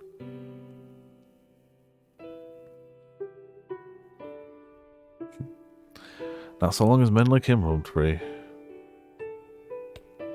I paced before the fireplace, my mind racing. Can't be sure I'm safe anywhere, not even here. Going back to the city isn't an option. Not while the Lord lives to keep throwing his blood sabbats. Everyone who might have protected me is gone. I have to make it on my own now. I have to be very careful about opening the door. I could be attacked again, or worse. I mean, most men would probably run as soon as I saw my face. But most doesn't mean all. There are some out there who will go after anyone. I can't let my guard down while I'm doing business, not even for a second. Man or woman, everyone is a potential threat. I'll make it on my own. I don't need anyone else. Me and only me. Being out here really has shown me just how sheltered I was at the brothel.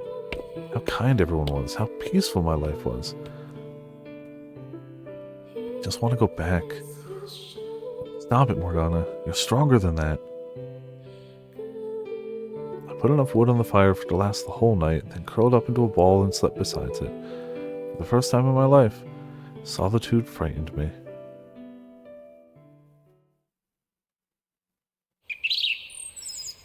Morgana. Are you planning to sleep all day? Come on, you're not cheering. Huh? About time. Good morning. All of it remains, anyway. Good to know that just everyone in this game is seeing / hearing things. Just everyone. All of them. What's with that look? Still waking up? What are you doing here? Excuse me? Why would I not be here? It doesn't answer my question. How did you even... What bird told me where to find you? So you survived. Do I look dead to you? No, but still, you thought you were killed during the raid. Not be as good with a sword as someone, but you know I'm no pushover. I wasn't gonna let a bunch of bandits get the best of me. I mean, and then she becomes the voice in the ears, you know. What, were you worried? Seriously, here I thought all you knew how to do was damn me to the fires of hell. Was I worried? Of course I was, you oblivious dolt! Never actually meant it when I said you should be cast into hell. Of course I want to see you alive. Of course it would hurt me to lose you. Sorry, that was callous of me. I was afraid I would never see you again. Thought I'd lost everything, everyone. I was scared to death. Whoa, no need to cry. You're tougher than that. I'm not crying. If you say so. What do you mean I'm tougher than that? What do you think I am, made of stone? First you try to pretend I'm a normal girl, and now you act like I'm some kind of heartless creature? Make up your mind already. I'm sorry, really. You're a perfectly ordinary girl, Morgana. Can you say that looking at my face? Looking at it right now. Even though I'm a mean-spirited, bitter little girl, even though you're a mean-spirited, bitter little girl, that only makes you more normal. I mean, look, not to say that is everyone, but there are plenty of mean-spirited little girls. Why would that make her abnormal? Like...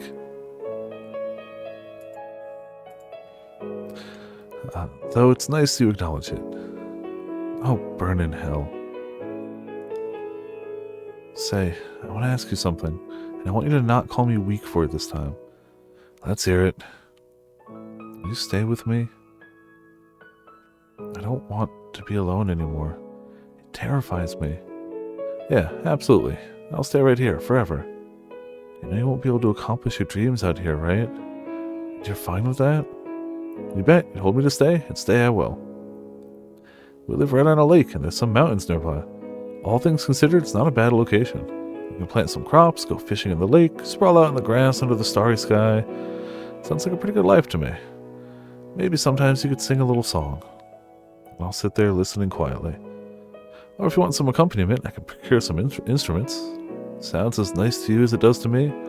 It definitely does, because it's her delusion.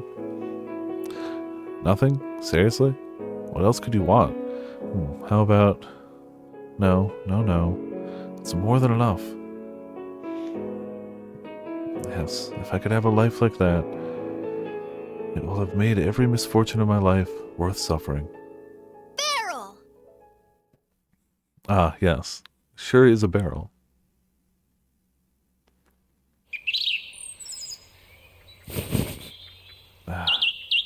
It's not here. It was a dream. Better a dream than a hallucination at this rate. What else could it have been? It's dead, just like everyone else. They all died in the raid. And even if he was alive, he wouldn't come looking for me. He would. Not the way you want. A childish dream. Fight it, Morgana. Cannot cry over a simple dream. You're the daughter of God. Your tears are only to be shed for others, not yourself.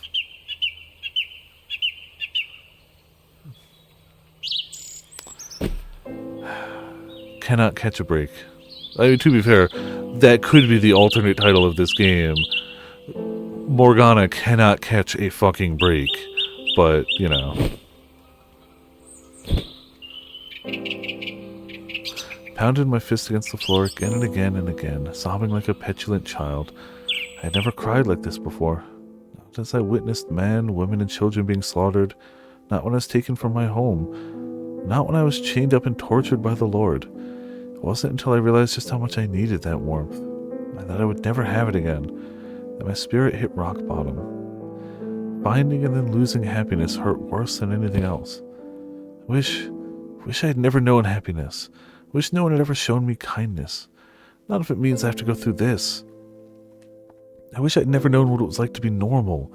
I could have just stayed the daughter of God my whole life. Then I wouldn't be feeling like this. I never knew crying like that was so exhausting. I never want to experience it again. I want to go back to who I used to be, a saint. If I didn't know happiness, I wouldn't have to feel like this. I just have to forget it all. That part of my life, it never happened.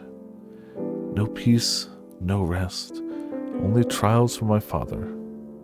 That is all I have ever known. It's not hard. Just don't think about those years. Then you won't have to cry like this ever again. It's for the best. It's my only choice. See, I was always right. I never was and never will be normal. The only ones who will offer me salvation are God or one of his angels. Or a collection of prostitutes. So I did precisely that. I led a solitary life. Did all my business hidden behind the cottage door. And I sent away anyone who wasn't here for medicine. Once a mounted man in armor rode up to the cottage. He looked like a knight, but I had no interest in getting involved with anyone who went around carrying weapons. I was responsible for my own safety, so I had to be careful about who I opened my door to. I had to be extra careful about who I dealt with. But I didn't feel sad or lonely about it. By making that my normal, there was nothing to lament, which meant old memories served no purpose but to cause me pain. So I endeavored to push them far, far away into the depths of my mind. I couldn't simply discard my memories of what the Lord had done to me. Of course, or of all the wonderful people I had met at the brothel. But as time trekked on, they faded into almost nothing. I couldn't describe what any one person's voice sounded like, how they acted around me, what kind of person that they were. The things we did together, what they looked like, what their name was, anything of importance. I knew good and well it was callous to forget about all the people who had shown me so much kindness and warmth, but I would never see them again, and thinking about them only brought me pain, so there was no point in remembering. It was all I could do to make it by.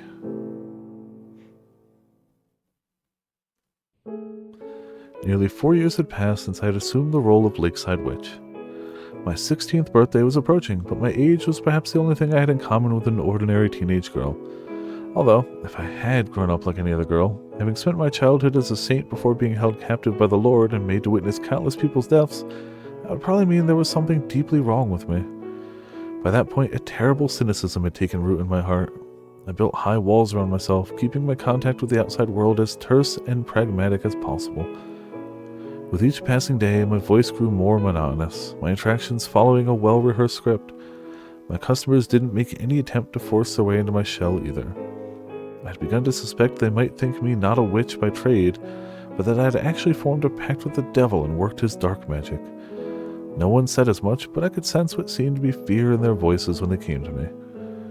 On the other hand, I had never had anyone else try to force themselves into the cottage like the man 4 years earlier, so I'd say I had a rather peaceful life. If you considered a life in which no one wanted anything to do with you peaceful, that is. I had also come to learn a fair bit about herbology. I could now make my own medicines rather than just making do with what was already here when I moved in. Although a fair bit still amounted to almost nothing when compared to what my predecessor was capable of. Nonetheless, I had a relatively solid grasp on what herbs to use to treat different symptoms, enough to formally assume the name of the Lakeside Witch at last. And so time flowed on, uneventful and quiet, until one day when a young man showed up at my door.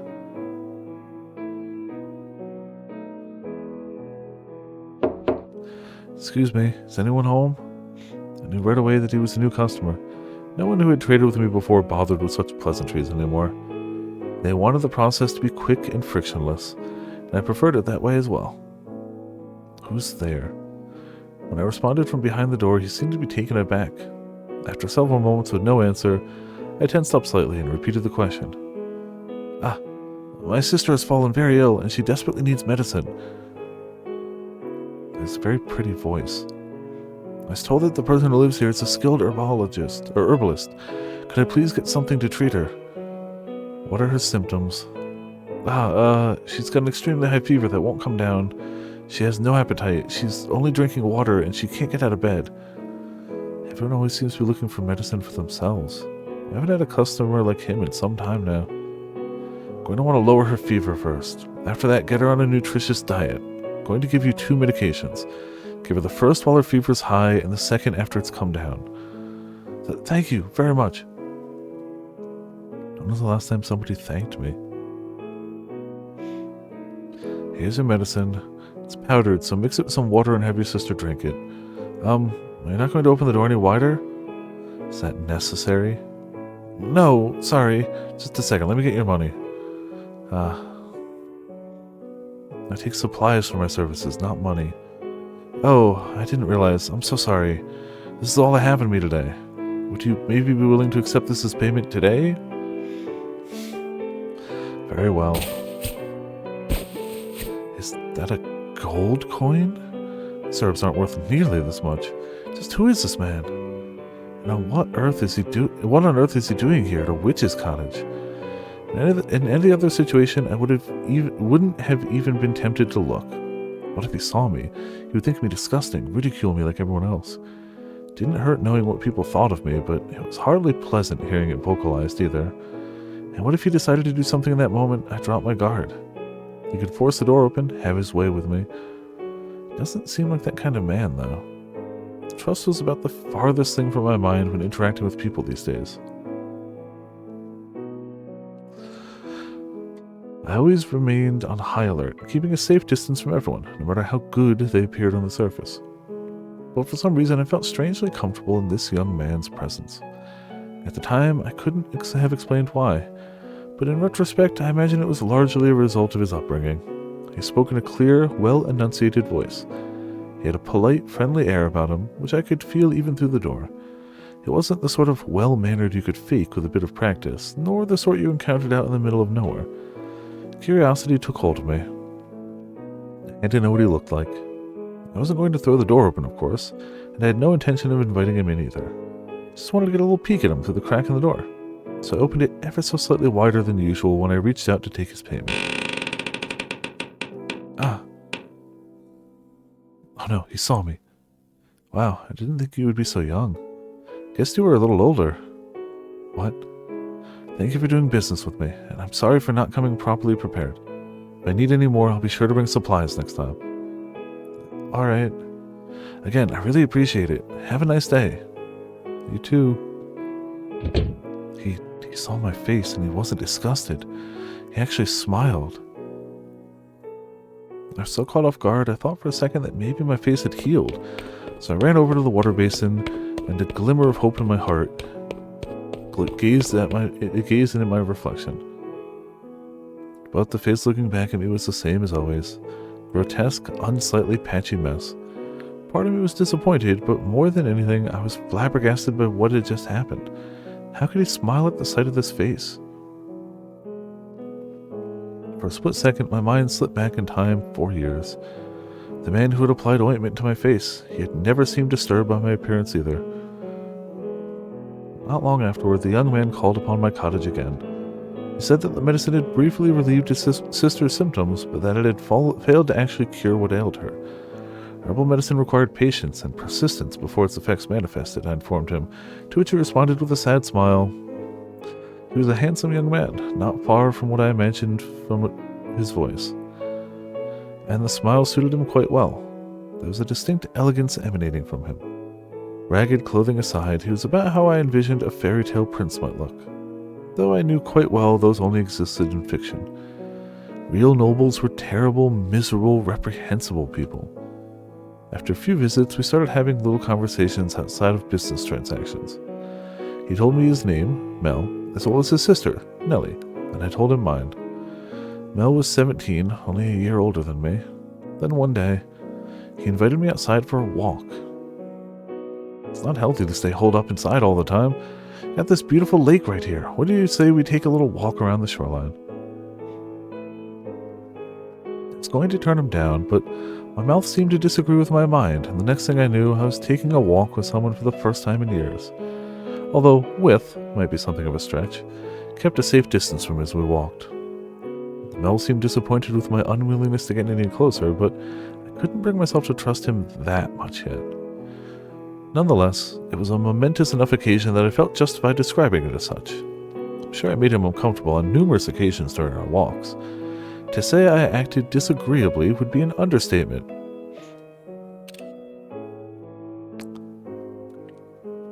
Morgana, ladies and gentlemen. Look, she's got her reasons. I get it. But it doesn't change the fact that it's still 100% true. I understand her reasons, and I'd be so much worse off if I was in her shoes than she is. But, you know.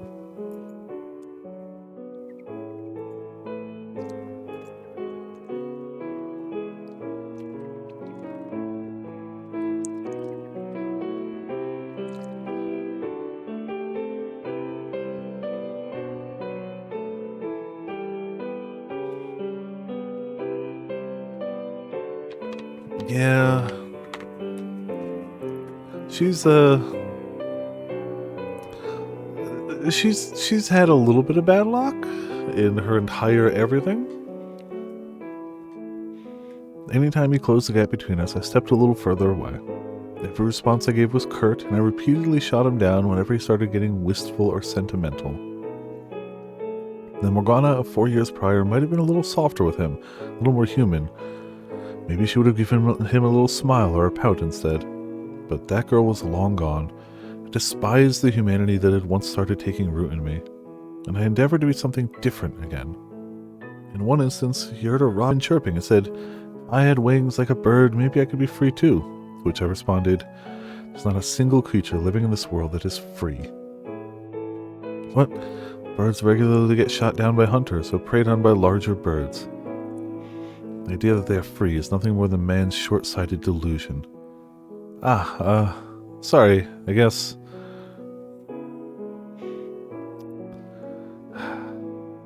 No, I should be apologizing. I wasn't trying to attack you. Simply lack the ability to properly empathize with others. It's been stabbed and bled out of me, you know.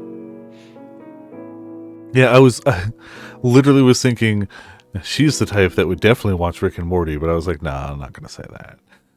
But now, you know. I do not understand people. So please, if I say anything that upsets you or makes you uncomfortable, don't assume that was my intention. Sure, maybe you're hiding it, or maybe you just don't know it yet, but I think you've got more empathy than you're letting on. Surely you can't say nothing affects you at all.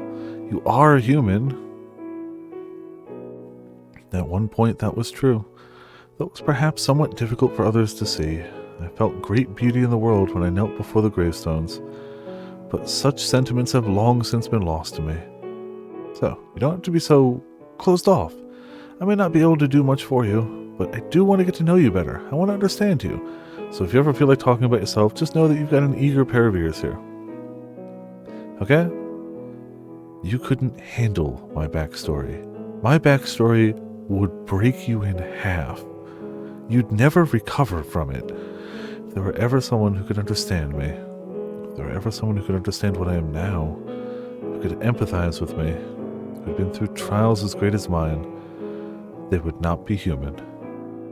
What do you mean?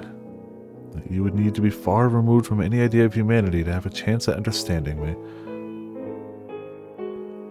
Regardless, I do appreciate your kind words. Sure. So, out of curiosity, do you have anyone, really important to you in your life? Not at the moment. Does that mean you used to? I'd love to hear about them, if you don't mind. They're all long dead. 4 years ago, something unpleasant occurred. You could say that, and as a result of that, I was forced to part ways with the people who taught me that humans have the capability for kindness. Oh, I'm sorry. Well then, if your sister's condition worsens again, come see me. Farewell. Hey, maybe we could walk a little slower next time, so we have more time to talk. I want to get to know you better. I'll consider it. Alright. So long. So long. Bye. See you soon. Yeah, that too. And it's not one of those stories where you could start telling a little bit of it and be like, oh, we'll just hold it off for next time. He'd be like, no. If he hadn't already been like, you have to stop. I'm going to go insane. I'm already bleeding from the ears. I was conscious of how cold and distant I was being towards him, but I had no interest in changing anything. Not that I even knew how to anymore. I had never known particularly well how to choose the right words, the proper way to act in various circumstances. But what little knowledge I had possessed I'd long since lost. I assumed after the things I had said to him, Mel would never ask me on another walk again. But I was wrong. He did the very next time he came for medicine, and every time after that as well. Hey, so I was thinking, I bet you'd make a really good singer if you wanted. A singer? Yeah, you have this really pretty voice. I think it'd be nice if you tried using it to sing. Sorry, it's not my place to tell you what to do. You hardly talk. Why would I think you'd want to sing? Glad we're on the same page. Never again. Sorry about that, really. Anyway, I wonder who first came up with the idea to sing. You can brighten someone's day or sour the mood with just the sound of your voice. Kinda amazing, don't you think? It's almost like magic. Oh, and there are battle songs too, for getting soldiers fired up for combat. Battle. Now there's a word I never expected to hear from you. I mean, I am a guy. Guys battle. Guys fight. I admire anyone who has the strength to go to battle. I could never ever do it myself, though. The sight of blood makes me sick, and I barely know which end of a sword you're supposed to grab. You're a noble, aren't you? What need do you have for knowledge how to use a sword? That's what I used to think too. But now I think I should have gotten training. I may not have been a soldier, but I needed to be strong. I could have avoided so much if I was. And Nellie wouldn't have to live in a rundown shack in the middle of nowhere. As I recall, he said once that he was forced from his house after a dispute over who the rightful heir was. High society sounds like endless fun. Oh boy, don't it. I'm sorry, I'm sure you don't care about any of this. No, you're fine. I'm the one who asked. Thanks. I want you to know, I really do appreciate it. It's nice to just be able to talk about this stuff to someone. You're naturally sociable. I'm sure you could find plenty of other people willing to listen. I don't get into town too much, not even to run errands, so I'm still kind of an outsider. You're my only friend right now. I hope that wasn't too presumptuous of me. Call me whatever you like. Oh, thank goodness. We should do this more often, really. Talk more, get to know each other better, become better friends. To what end? No end, just, you know. Having friends is better than being alone. That's all. I see. I'll be heading back in now. See you again. Yeah, see you soon, Morgana.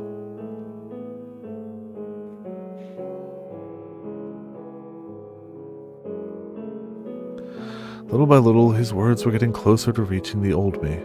Not enough to provoke an actual response, of course, but that wasn't his fault. I had locked myself up too deeply. I no longer knew how to express emotions, most especially those that resulted from human warmth. However, I had regained enough of something to feel a sort of nostalgia in my interactions with Mel. And I thought perhaps with enough time, I could go back to who I had been 4 years prior. But shortly thereafter, he threw all that into the wind with a single utterance. I'll take anything at this point to make her better. I'll even take a miracle if I can get one. He appeared exhausted that day, much more than usual. His sister's condition had begun to worsen again. That one muttered word set off a spark in my mind. Set me back in time, well beyond when I was taught humanity 4 years ago, to my very origin. I was the daughter of God. My blood had healing properties. And the instant I remembered that, there was only one course of action I could take. Without a moment's hesitation, I informed him that miracles did exist, that I had been born a saint, that my blood had miraculous powers. that after leaving the village of my birth, my power had only ever been misused. First by the Lord for sick banquets, then by me for letting it lay idle for so long. Now was the time for me to correct that. He was a kind-hearted young man who loved his sister. He deserved this blessing more than them. I told him everything. First he was surprised, but never once did he accuse me of lying. He listened carefully and intently, taking in every word. And when I was finished, he said he believed me. He said he would entrust his sister's care to me. Mel's sister slept upon a simple bed. She was a sweet little girl who looked like she would have been quite spirited if not for her ailment. Both she and her brother had beautiful flaxen hair. It looked as if they had both been yanked from a painting. Seeing them there, I wanted to do everything I could to help them, to ensure their happiness. But that wouldn't last. I knew I had the ability to do so. No longer would I be the one receiving others' charity, I would be the one giving it again. And so I made a new cut on my mostly healed arm. For the briefest of moments, a flash of him applying ointment appeared in my mind, but I quickly cast it off.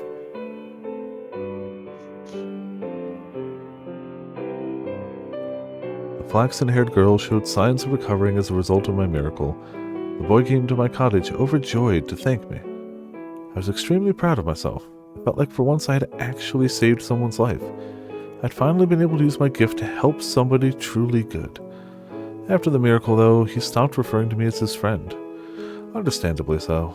No one could think of themselves as equals with someone who performed miracles. Awe, fear, reverence, they were all feelings that came from the same place. An inability to think of me as a human who experienced the world the same way he did.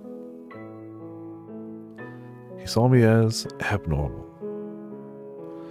I had always been fine with that. It was how it was supposed to be. Being different was what I had always wanted, and in some way it was what had kept me going. So seeing him put more and more distance between us shouldn't have bothered me in the slightest.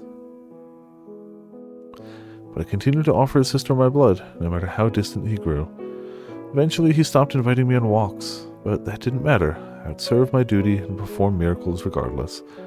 He would simply knock on my cottage door and say, my sister's fallen ill again. Would you come perform another miracle? I could hear the apprehension in his voice. No longer did he show me his gentle smile. No longer did we listen to the birds singing together. No longer was I the one being cold and distant. And no longer did he say, see you again, when we parted ways. In my village, when everyone feared and revered me as a saint, filled me with a childish sense of superiority. But there was no superiority now, only prickling in the softened shell of my heart. I was no longer the child I had once been. I had changed. I had learned what warmth felt like. My memories of that time were vague and ethereal, but the feelings they had created lived on deep within me. For a time, I had felt a warmth familiarity around Mel, which only made me yearn for him to treat me that way again. I wanted to be able to open up to someone once more, though I never said as much out loud.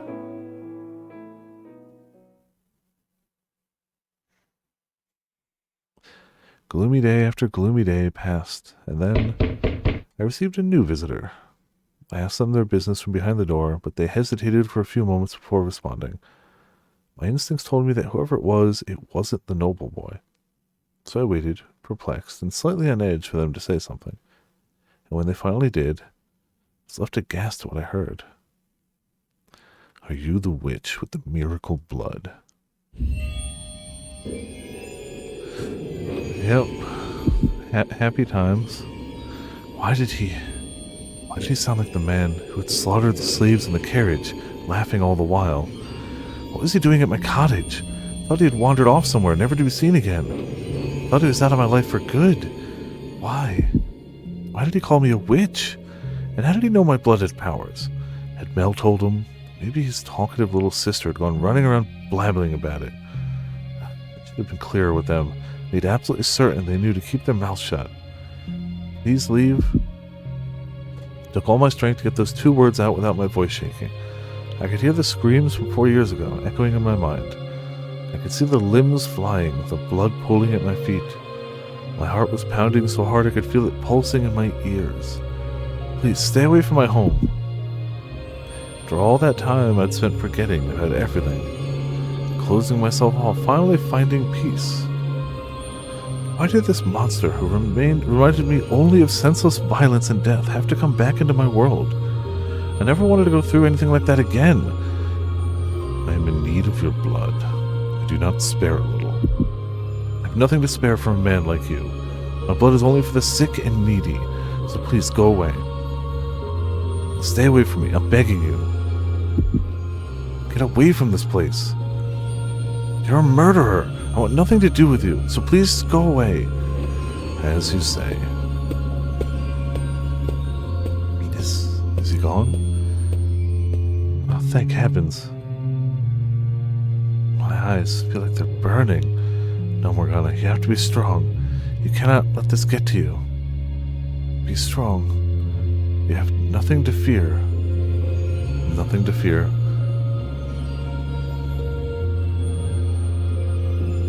No, stop. Fight it back.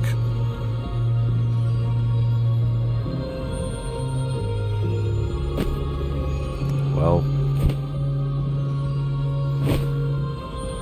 I had sworn never to cry again. But the moment fear released its grip on me, everything that had built up came pouring out in a hot stream. Tears soaked my face. I wiped, and still my hands came back wet.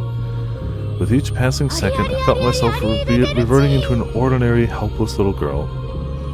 No, that's what I'd always been. My whole life I had just been putting on airs, when in reality I wasn't even strong enough to withstand a little fright.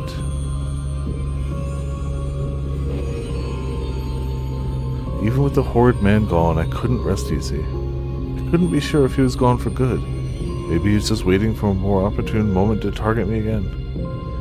The following day I took a brief walk with the noble boy, but I couldn't bring myself to talk to him about what had happened. With how much distance he was keeping between us, I doubted he would be willing to do anything to help. For 3 days and 3 nights, I shook in terror. Thinking, considering, speculating, wondering. Hardly getting a wink of sleep. I was too anxious to sit still, so I paced in circles around the chair by the fireplace. It's too soon to be sure I'm safe. Can't go outside unless I absolutely must. Not even just to get water from the lake. He could be waiting in the shadows to take my life. I'm not safe here anymore. I shouldn't have said anything about my powers. They've only ever brought me trouble. I should probably find somewhere else to live. But where? How far could I even get on my own? He'd be out there waiting for me to open the door. Need help. Don't be a fool. No one's going to help me. The boy barely even wants to talk to me anymore. All I wanted was a quiet life. It's him. Did he return? Calm yourself. He knocks harder than that. It's not him. Who's there? It's me. His sister needs more of my blood. I'm not here about Nellie today. I am sorry for being so distant lately. What? I want to talk things over. He's finally reconsidered. If you can treat me like a friend again, then maybe I could ask him. I want to talk to you too. Yeah, I opened the door without a second thought. I let my guard drop, because in my mind the flaxen-haired boy briefly took the place of the slave man from the brothel. The man who had saved me from the terrible lord offered me his hand, guided me into the light, and here he was again to set me free, to take me away from this place, to take me somewhere new. He had pulled me out of the darkest depths of despair, and here he was again, ready to offer me his hand, a glimmer of hope to cast away the shadows. So I reached out to take it, and my arm went tumbling to the ground. My hope following not far behind. My arm! Yeah. You were gonna need that, right? Jeez.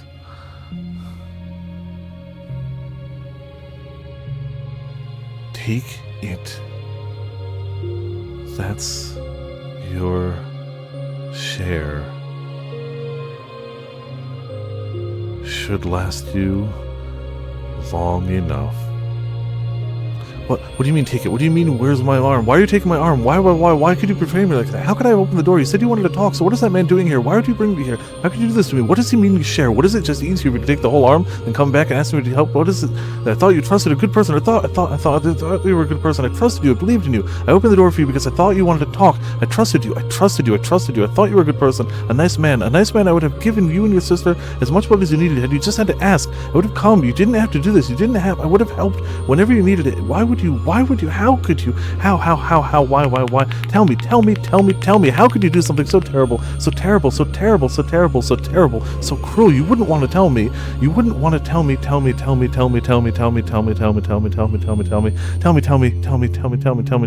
wouldn't do this to me. You wouldn't do this. You wouldn't do this to me.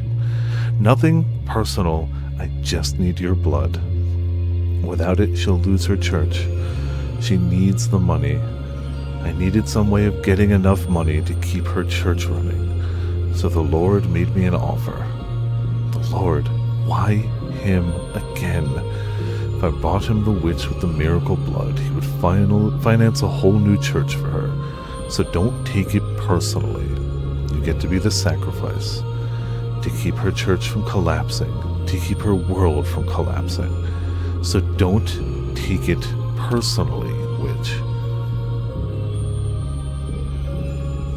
Cheers. Saint's blood and good fortune to all.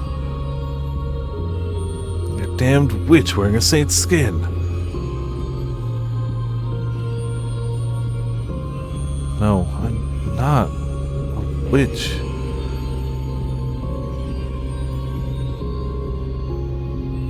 After cutting off my left arm, the strange-looking man stuffed me into a sack and tied me up and threw me over his shoulder and carried me away somewhere. And while he was walking, he muttered at me over his shoulder, explaining where we were going. Apparently a new church run by somebody called the Saintess, and she was going to give my blood to patrons of the church, saying it was some kind of miracle elixir. But what was this nameless nun doing, calling herself a Saintess, when I was the real saint? And why did I have to be the witch sacrificed for her sake? It didn't make any sense. And most of all, why was the Lord involved? Why did that vicious, cruel, horrible, miserable man have to come back into my life? Why couldn't he just leave me alone? Was it really that hard? Why?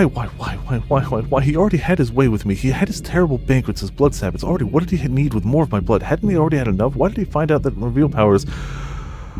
So he decided to come back for me for more. Was that it? He couldn't have just called me the Saintess and said it. He didn't have to make me into a witch. Oh, it's because of my face, isn't it? He wanted a pretty face to put on his brand new church, not an ugly scarring face like mine. But that's all she is, just pretty. I can perform miracles, but I'm here with my arm cut off, stuffed into a bag. Even slaves are treated better than this. All I wanted was a quiet life, but I have this power, so I just wanted to use it to help. That's all. Oh, Father, your trial is too great. I cannot bear it any. I wasn't born to spend my whole life suffering. Frack. About time.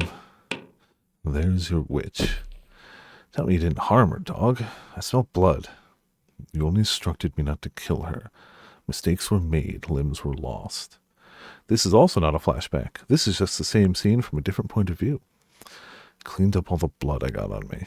No one suspected anything. You were able to immediately recognize it as the smell of blood says quite a bit, Lord. You have killed before, haven't you? Enough yapping. Excuse me. She is alive, yes? Of course.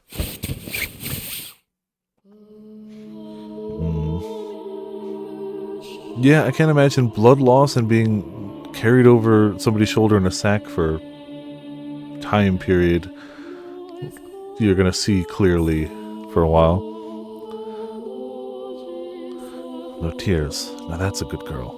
Simply wouldn't be the same if you cried and blubbered like a lowly slave or a whore.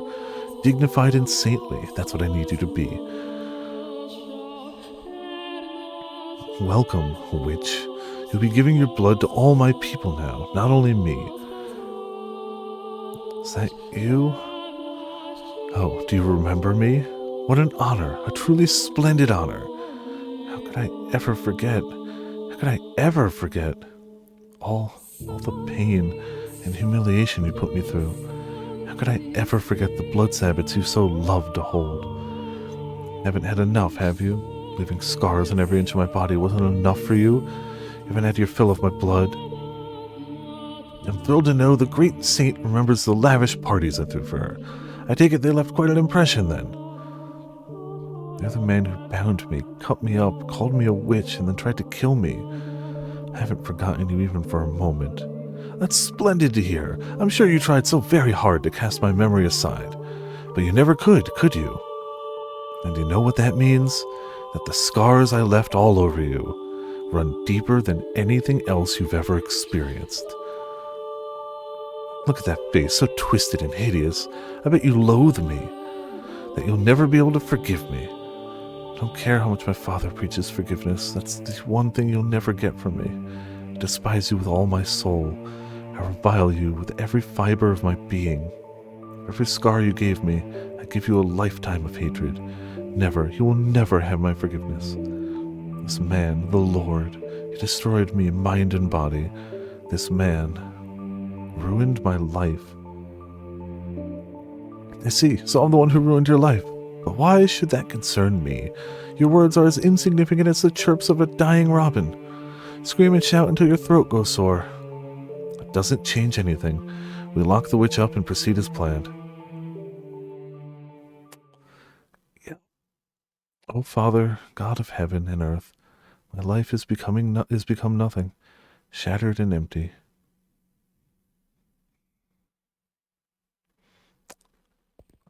After such a happy interlude, you know. Good day, Lord Barnier. Not hungry. Need some time to rest. Don't bother me. Yes, sir. Make sure everyone knows they're to stay away from my room. By your command, my lord.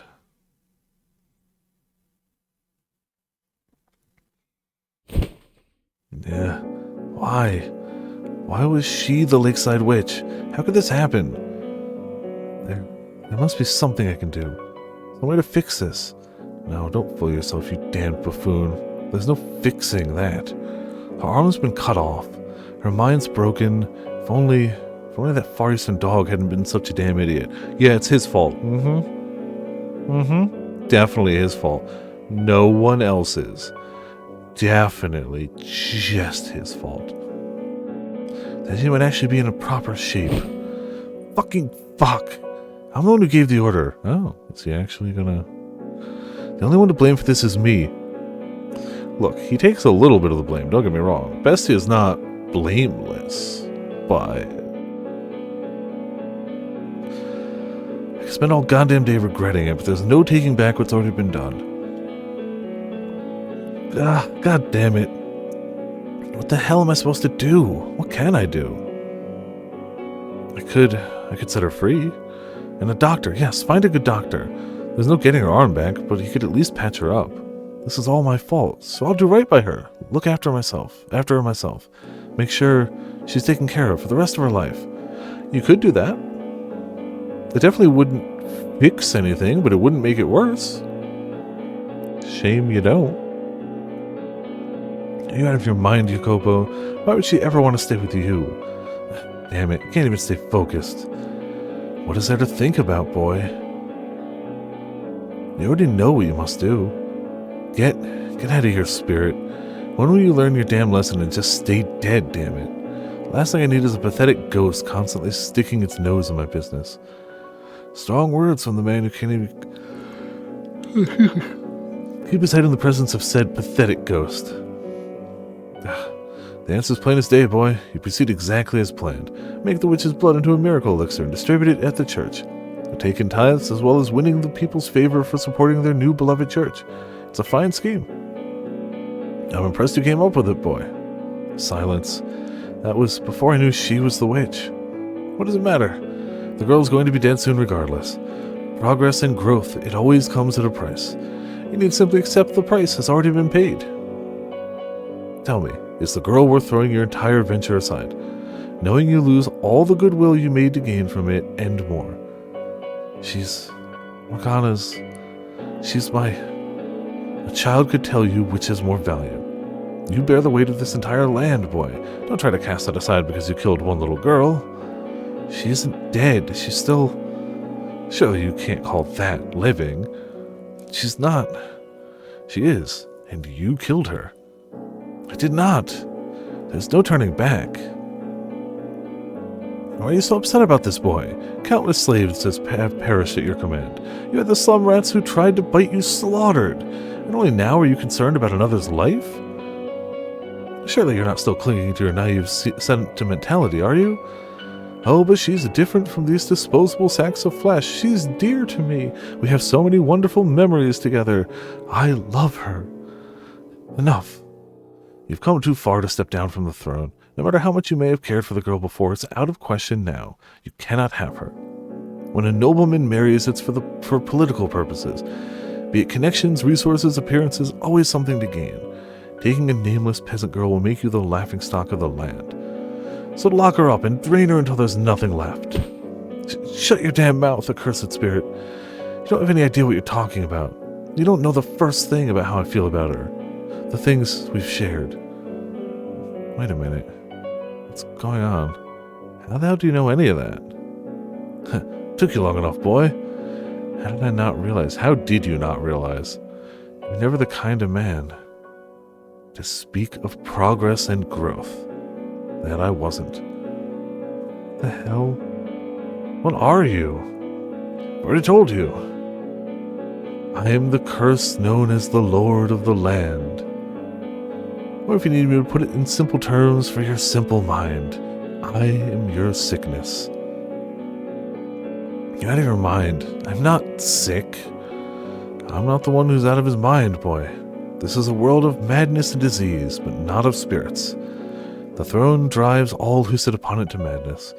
Power or sanity, a man can only have one. It's a surprisingly profound line. I was about to say from him, but we know it's not actually him. And all the faster will his grasp on his mind slip when he has no one at his side to shield him from his enemies. I am not Jean-Francois Barnier, and there is no way for you to banish this spirit. Your mind is broken, on the verge of collapse, and there is nothing you can do to stop it. No. No, no, no, no, no, no. You're lying. My mind is not broken. I am perfectly sane. There's not a grain of madness in me. He lied repeatedly, lyingly. Tell me, Jacopo, is this the power you always sought? Young Jacopo, is this what you spent day and night fighting to achieve? What? How are you?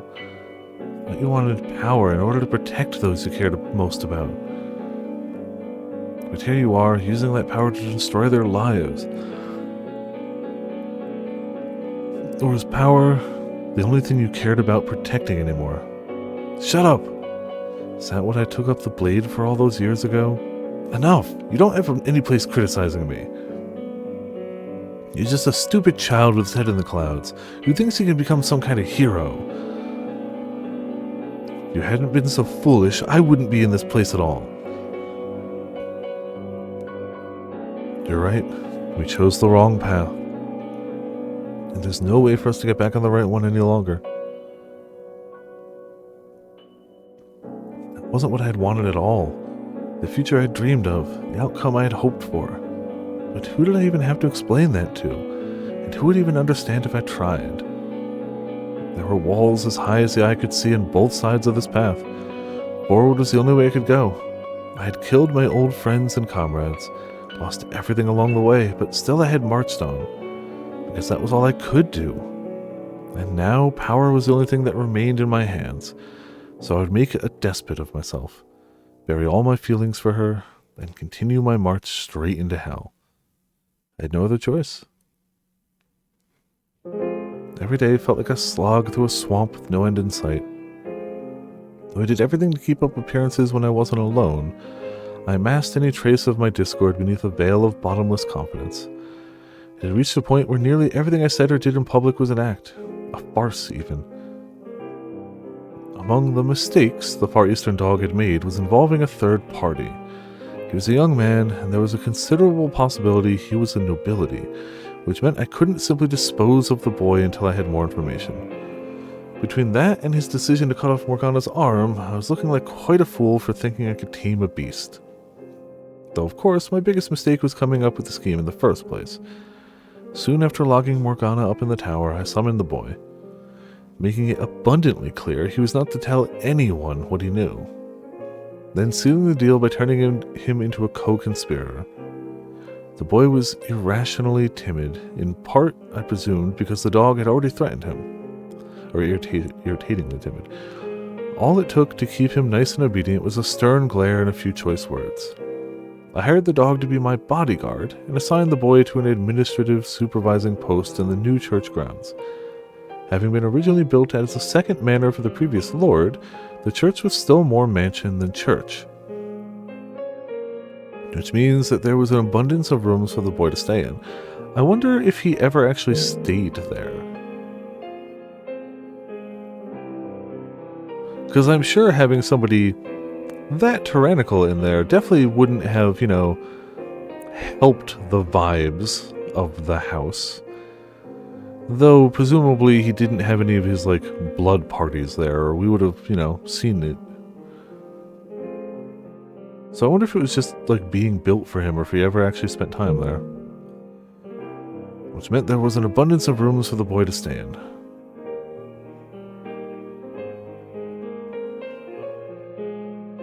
I then summoned the saintess there to serve as the face of the church. She was to remain on the grounds all day, and at night she would stay in a cottage a safe distance from the church. I also informed her that I stored my money and valuables in the observation tower and that she would be charged with treason if she trespassed. She was a naturally trusting woman, and she seemed grateful for everything I was doing for her, so I doubted she would spill anything. Though, even if she did, 3 keys were required to enter the tower, one held by me, one by the dog, and one by the boy. So all 3 of us were in this until the witch died.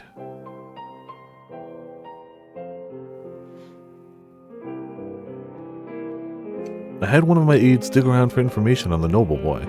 Mel was his name, and he claimed he had been banished from his home, but I couldn't just take him at his word. I had to be absolutely sure so that when the witch died, I could eliminate him. The dog too, of course. No one who knew anything could be allowed to live. How right he would be! That said, he seemed like he could put up a better fight than the boy, so I would have to be a little more careful in choosing how to take him out. I wasn't too worried, though. I was the Lord, after all. So long as that much didn't change, I could do just about anything.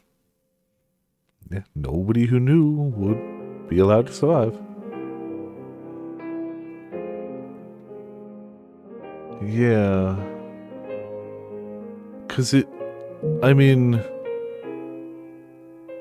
Jacopo at this point would know for sure. If he says that was a mansion being built as a second estate for his predecessor, that is factual, and he would probably have the receipts to prove it. Right now, he is by far the most knowledgeable about it. So if he says that's what it was for, that's what it was for. Once we started distributing the miracle elixir, the church's following grew far quicker than I'd expected. Numerous reports of people being cured of diseases spread throughout the city, and before long, even the healthy came seeking its powers. Every smiling face that walked out of the chapel put another black stain on my spirit. Her blood really was miraculous, and it was then that I understood why the last Barnier had held all those banquets. He wasn't just torturing a little girl. He was doing that too. He was feasting on miracles. And now that word was spreading, and I knew the rumors were true, I had lost my final escape route. The plan failing entirely because her blood was just ordinary blood. Forward was the only route that remained. One day, the Far Eastern dog said to me, "Everything is proceeding exactly as you said it would, Lord." I didn't believe in miracles, but seeing all this has tempted me to change my mind. You were right. One girl's life is indeed a worthy exchange. I wasn't sure how I responded, though by that point I had largely just rattled off bitter snark and insults reflexively in response to anything. So presumably I called the dog a dog, perhaps giving a laugh.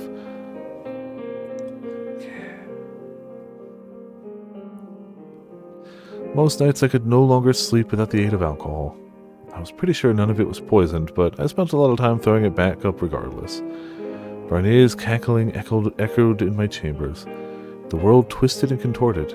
Quite frankly, I was considering taking my own life, but I wouldn't let myself run away from what I had done, what I was doing to her. I said I would continue my march straight down to hell, and that was exactly what I planned to do. Again and again, I repeated to myself, I feel nothing for her, never loved her, She's just another faceless peasant. I have no memories of my past life.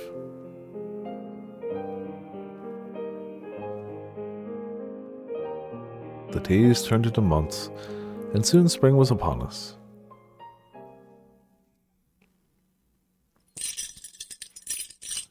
They finally got shackles to put on me. Must have given them quite the scare when I tried to climb the wall. Isn't that funny? Look, I made a flower crown. Festival preparations seem to be going well. Hey, aren't you going to go? Not going anywhere. You're a strange one. It's much nicer out there than it is in here. If anyone is to leave, it will not be me. Say, I've been wondering, who are you anyway? Yeah, if it's almost festival time, then yeah. I was created to carry your pain. That doesn't answer the question. I cannot give you any other one, though. I carry your pain for you and offer you someone to talk to, so the last remaining flame of hope in your heart doesn't flicker out. How very honorable of you. You sound like a saint. I don't know how you could stand living like that. What? What's so funny? Nothing. Just, you don't remember anything, do you? I don't consider my work here saintly, but if you perceive it that way, then that's thanks to you. Because that's who you were, Morgana. You're not making any sense. That's fine, my dear. Knowing what I carry in my spirit would only cause you pain. So I just beg you to live on, to not give up hope. Where am I supposed to find hope, chained up in a tower? You've been with me long enough to see me here. My body is on the verge of death. A black cloud fills my spirit. I despise those men, every one of them who did this to me. I want to kill them myself, and I hate that I lack the power to do so. I want to place a curse on them all. Don't talk like that, Morgana. Please keep your spirit pure. Don't talk about cursing people. I still hope. Someone will come to save you. Maybe one of the three will have a change of heart. Maybe someone else will come through the door. Just have a little patience, alright? There's no point. Even if someone does come, I have nowhere to return to. I have nowhere. It's not true. Remember all those years ago when the Lord had you chained up? Someone came and set you free then, and someone will. No one's coming. That was a miracle, a one-time miracle. The flaxen-haired boy, he lied to me. This world is nothing but betrayal. No one is going to set me free anymore. Actually, there's one possibility for my salvation. Perfect, then we'll wait for them to come. Yes, let's. Let's wait for an angel to come. What? An angel to come and set me free. Morgana, deliver divine punishment unto the sinners who would defile me.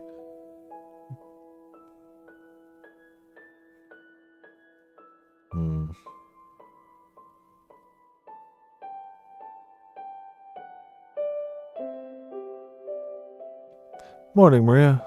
You here bright and early? Hey. Yeah, not like I got much else on my plate. Well, are you quite the workaholic? You know, you're getting to be about that age when most girls would close up shop and settle down with a man or three. Do you know no man wants to get hitched with this kind of bitch? Fair enough, most girls in this biz are rough around the edges, but you're rough all the way through. I like how you got all up in the client's face the other day, and now that was a sight to see. But anyway, the blacksmith brought this by for you. Huh? Oh, that. I was planning to go pick that up myself. Special thanks for him being such a faithful patron, he said. Never met another prostitute who regulars at the smithy. That's one heck of a hobby. Maybe so, but it's the only hobby I have. Not gonna lie, that's a little scary. What kind of girl collects knives? Someone with a plan. Or, you know, people who just enjoyed having knives around or something. I straight up collected swords in high school. I think they're neat. I don't really anymore, but it's more of a logistical no place to store them than a I don't think they're neat anymore. The knives have always been practical for me. Like, I only really ever have, like, a knife. Though I do have a really small, like, Swiss Army knife on my keychain. But for me, they've always just been a practicality thing. I open enough boxes, and now that we're in the Amazon era of things, I open almost as many boxes as I opened at work. Just kinda, you know.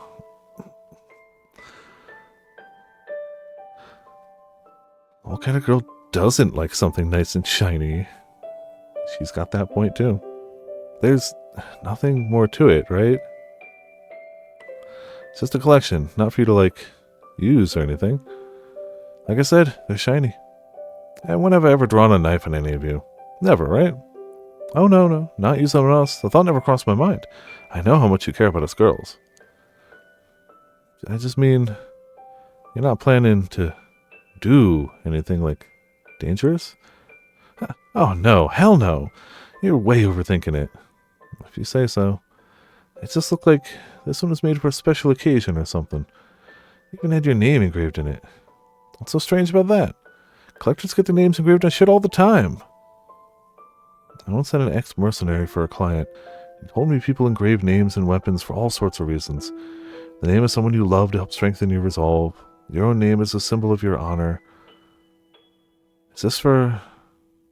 How much honor does a dirty old whore like me even have? Like I said, it's just my hobby. I like shiny things. That's all there is to it. Now hand it over. Promise me you won't do anything dangerous with it. Pinky swear. Thanks. She lied lyingly. Yeah, like, look. This thing cost me, like, under 20 bucks. This is cheap. This knife is going to go dull, and it's going to stop functioning at some point. But I use it sparingly to open packages, and it's exactly what I need it for. But I know that in the grander scheme of a well-made knife, this ain't it.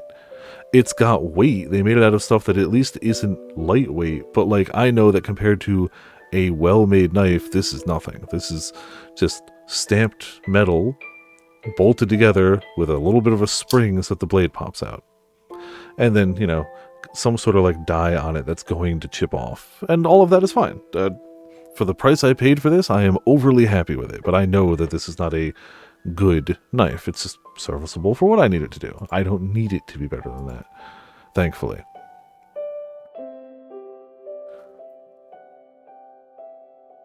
Yeah, like, I know the sky is the upper limit. But you could say that for anything.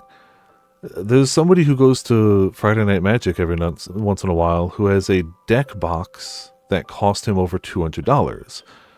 It's a wooden deck box made out of 3 different types of woods layered, but it's well crafted, it's well stained, it was made by a professional, and it fits a deck of cards sleeved exactly to the dimensions they need it to. And they happily paid a little over $200 for it. And it's a really cool looking wooden deck box, I have to agree. But they spent that just to transport their Magic the Gathering deck. The prices, the sky's the limit on prices if you have a quality thing and people want it. Oh, absolutely. Having worked in the deli for so many years, those knives were most often than not dull. We got them sharpened like once a month, and then they dulled quick because nobody respected those knives at all. And 1,000,000,000%, even with the minimal amount I used it, a dull knife is absolutely sharper. If we're talking a cooking sense, 1,000,000%, yes. Yeah, you have to use more force, and that more force, and a sharp knife will cut the way you expect it to. A dull knife might slip because the blade's not cutting. Yeah, no, a dull knife is a terrible thing. If you have knives at home that you use for cooking, keep them sharp. 100,000,000%. Yeah. It will be safer and better for you if you keep your knife sharp. That was something that I always worried about at work. I am still so, knock on wood, crazy thankful for that I worked with deli slicers and those giant blades, cleaning them nightly. I cleaned 3 machines a night minimum. plus working with the knives whenever they had me making any of the salads and chopping into the chickens, whatever, and I never once, at that entire job, for over 5 years, got a cut. Never once. At all. I do not know how that happened. Diligence is how that happened, but like, you know. I never want to see another one of those machines in my hand again. I never want to clean another one of those machines. If they ever make one of those that is self-cleaning, cool. Freshly deli sliced meat is phenomenal. I would know. I cut tons of it and snuck a few pieces aside. I never want to clean another one of those machines again in my life. I had enough of that. But if they ever come up with one that you could just like hose down or something, or like, no, that's still not sanitary, but like, yeah.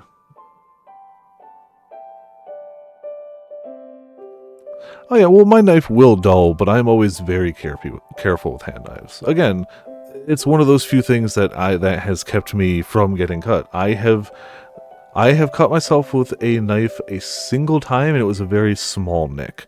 It was when I got my first actual pocket knife, which was college.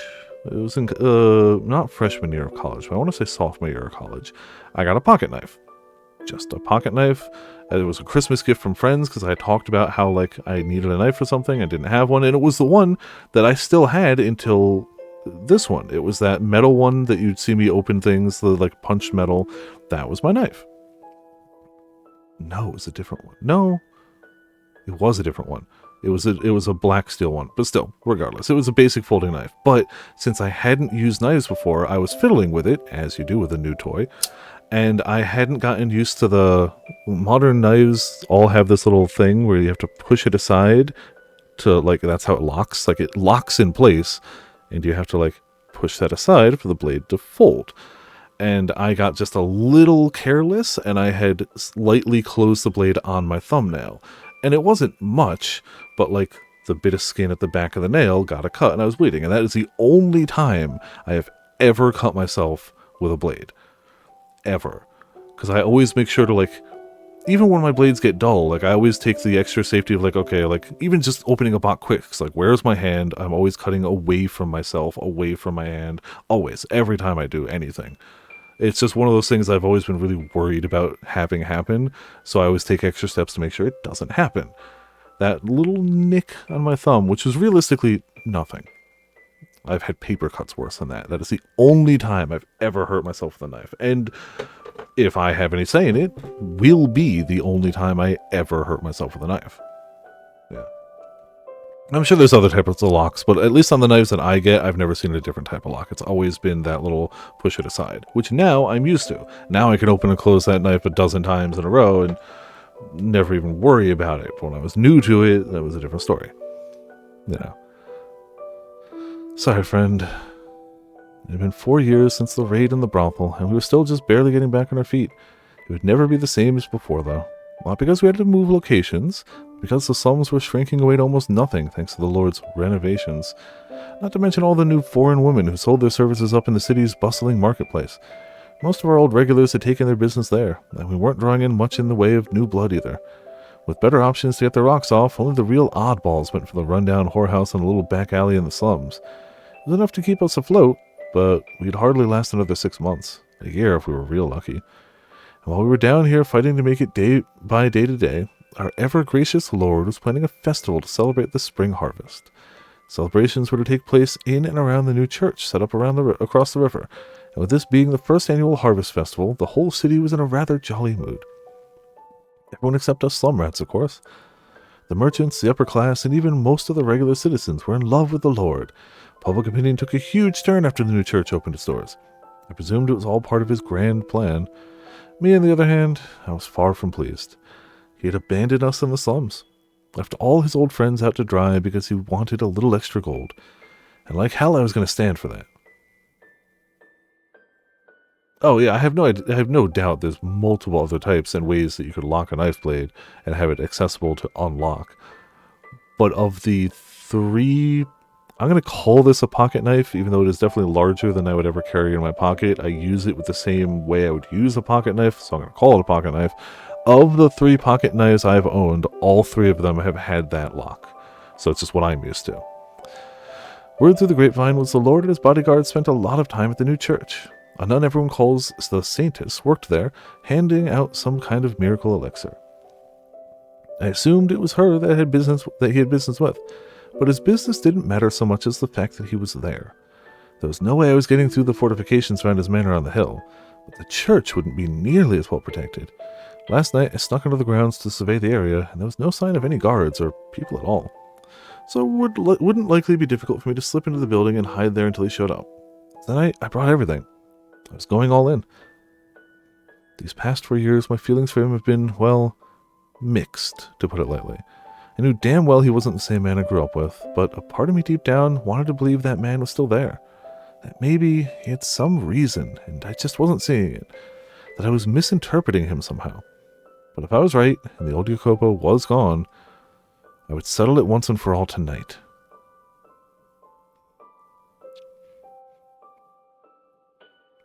It's quiet in there. Door's locked tight, figures. Now, with that out of the way, how do I want to get in? Could break a window. I'd rather not make that much noise, though. Now, who do we have here? He's heading for the mansion. Maybe he's got a key. I was gonna bail if I ran across anyone, but that might not be necessary. How much longer am I gonna how much longer am I gonna have to deal with this? I can't believe he's holding a festival. He's gotta be out of his mind. I'm too tired to worry about this tonight. Don't move. Huh? What? Oh, and no squealing either. One peep and this little baby will carve you a brand new mouth. What? Who are you? Are you a thief? I don't want your shit. I just want you to answer a couple questions. If you can do that for me, you get to keep your throat in one piece. What do you want from me? What are you doing here? The Lord comes by here pretty often, right? I want to have a little chat with him. What? Are you out of your mind? I can't let you see the Lord. Oh, alright. Nighty-night then. Wait. Not fucking around. I don't care who you are. If you're gonna cover for him, then say your prayers and curse your bad luck. What's it gonna be, little man? Just don't hurt me, please. Where's the Lord? He's not here. Well, it was nice knowing you. Slow down, he's not here now, but he'll be here at dawn. Is that so? I'm not comfortable staying anymore out here. Someone might see us. It'll be safer if we go to my room. We can talk more there. And how do I know you're not going to split the second I let go? I swear. No, you either, but you're not here to just talk to the Lord, are you? I'm doing what he says, but not because I agree with him. So if anything, I'm on your side. You're better at sucking dick than most of the prostitutes I know. We were all thinking it, but also... I mean it. At the very least, we can't have a productive conversation if we're both on edge like this. Huh. Got a decent head on your shoulders for someone who's within seconds of losing it. Alright, you convinced me. Lead the way, little man. But if you so much as breathe suspiciously, your head will roll. So, no, yeah, like, for now I'm not worried about it, but I will at some point get a knife sharpener. Especially because the price is functionally nothing at that rate. Yeah. For now, not worried about it, but will be a necessity eventually. That said, like, they dull so slowly for me that in the 5 to 10 years it takes, I just buy a new one. I get it. On your feet. Mind you, if I had, like, something worthwhile, obviously I'd want to maintain it better and keep it around longer. But if I'm buying $15 knives, what's $15 every 5 years? It's nothing. Glad I ran into someone without a spine. That's true. Oh, very true. I'd definitely have trouble sleeping after this if I had to kill a complete stranger. You couldn't find someone with less of a spine than Mel. Well, nice looking room you got for yourself, little man. So, the Lord's going to be here bright and early, you said. But why? Well, daytime I'd understand if he was here to play friendly with all his followers. But no one's going to be here at ass crack at dawn. They're not his followers. The patrons of the church are true believers in the Word of God. Can't say I'm convinced. It looks more to me like he's built himself a damn cult. Yeah, a blood cult, yeah. Now, my question. The Lord has important business to attend to in the mornings. I'm not stupid. I'm asking what his business is. I can't tell you that. Only that he'll be here in the morning. Think I'm just gonna take you at your word? Oh, I can't tell you why, but I promise he'll be here. It's really, really important, so just wait here till morning. So I sit on my thumbs, morning rolls around, whoosh, I'm never seen again. That sound about right? No. Then answer my question. What's he gonna be doing here so early? He's coming to check on some valuable assets. Say again? I help manage his assets. Not because I want to. He's threatening me. What are these assets? It's, spit it out. I can't. I really can't. Anything but that. What if I say I'll kill you if you don't? Go right ahead. Threaten me all you want. That's the one thing I can never tell anyone. Because I'll make you disappear if you spill. It's not my safety I care about. It's my sister. They'll kill my sister if I tell anyone. So I can't say anything. You have a sister? She's my only family. I see. So the Lord's blackmailing you to help manage his assets. And as part of that, he's also holding your sister hostage. Not directly, but essentially, yes. That sick, rotten fuck. Not limiting family myself, but a few years back there was this girl who was like a sister to me. What? Oh. And he felt kind of the same way about her, or at least I thought. But now he's fallen so far he's taken some kid's sister hostage. Maybe I'm reading into things, but do you actually know the Lord? I did. Like a former mistress or something? Oh, hell no! We grew up together, believe it or not. What? So you used to be a noble? No, you dingus.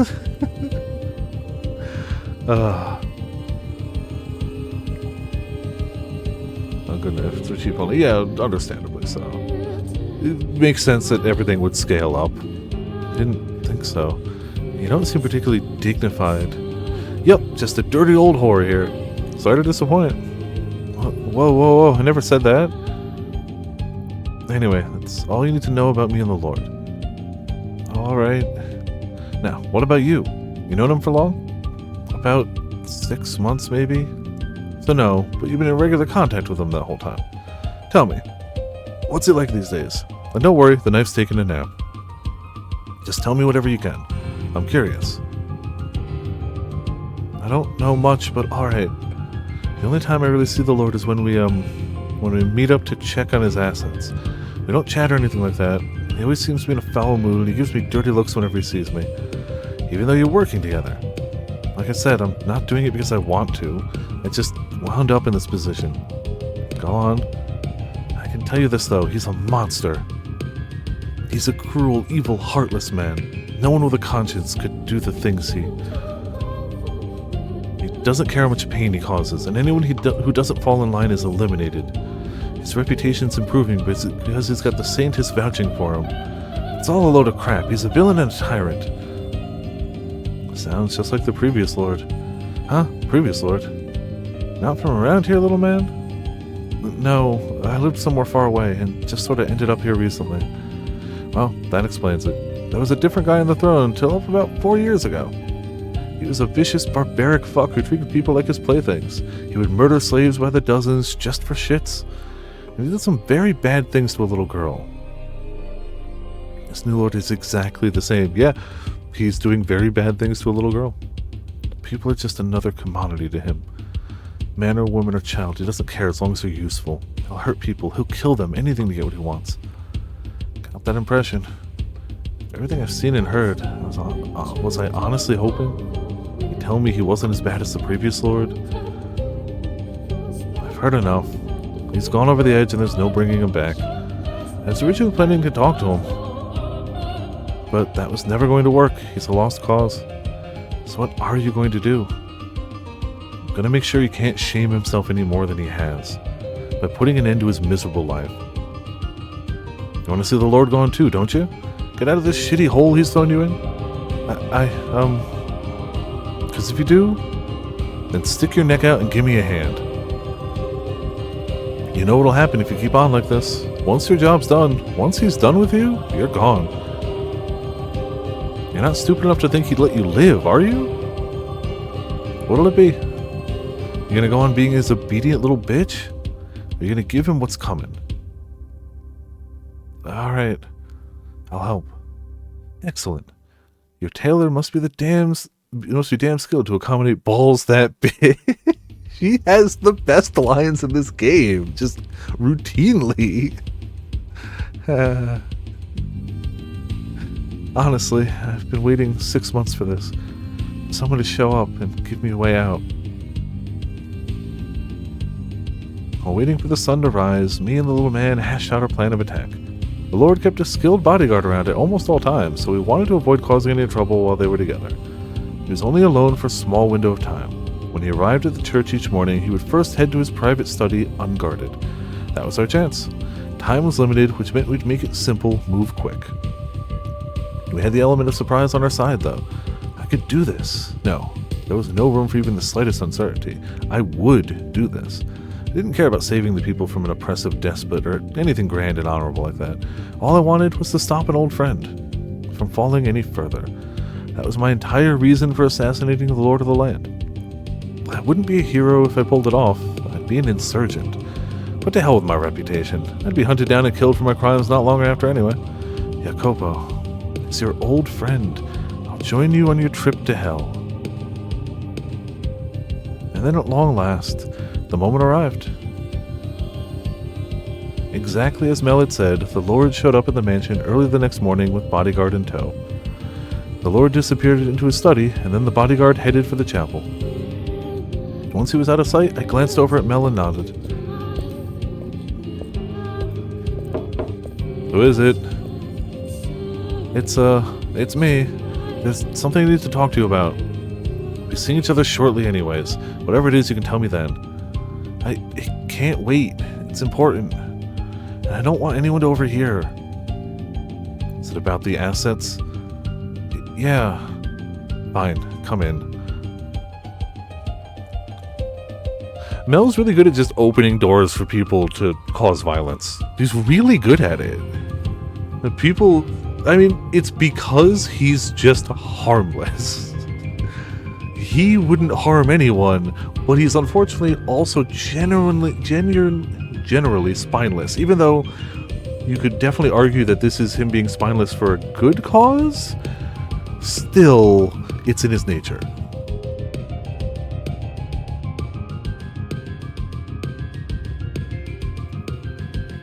Here goes. Take a deep breath. I held it in. It would all be done in a matter of seconds. All our memories together, the time we shared, sent straight down to the grave. What? So long, Jacopo. I'll see you down in hell. However, not a thing went according to plan. My resolve rendered null in an instant. My confidence shattered like glass. My vengeance brushed aside like nothing. My outstretched knife hit empty air. And without even enough time to blink, my whole world shifted. I wasn't looking at my loathsome target's face, but the flat, unadorned ceiling above me. My body spun, and then something slammed against my back. With barely enough time to even gasp, I crashed into the floor. It all happened faster than the blink of an eye. He had me on the ground, knee pressed into my back. My arm twisted up into the air. What? I had him. I had the element of surprise. How could he? It's like he knew exactly what was coming. It's like he has never trusted anyone in years. And assumes that anyone who wants any contact with him is trying to kill him. How could he react so quickly? Because he just assumed whoever was coming through that door was trying to kill him. You look perplexed. Well, unfortunately for you, I've seen my share of assassination attempts. But you I wasn't expecting. Let me go.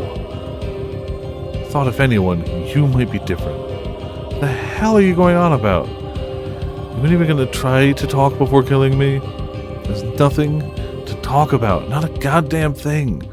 I've heard what you've done. What you're doing. Well, credit where it's due. At least you didn't try to poison me. Either way, there's plenty you could have done better. Second-rate attempt at best. You rushed, knowing you didn't have much time, but you still could have used the fact that we've known each other most of our lives to get a little closer before pulling the knife. That would have increased your chances a little. Alternatively, you could have tried to distract me with your body, but I doubt you could swallow your pride long enough to do that.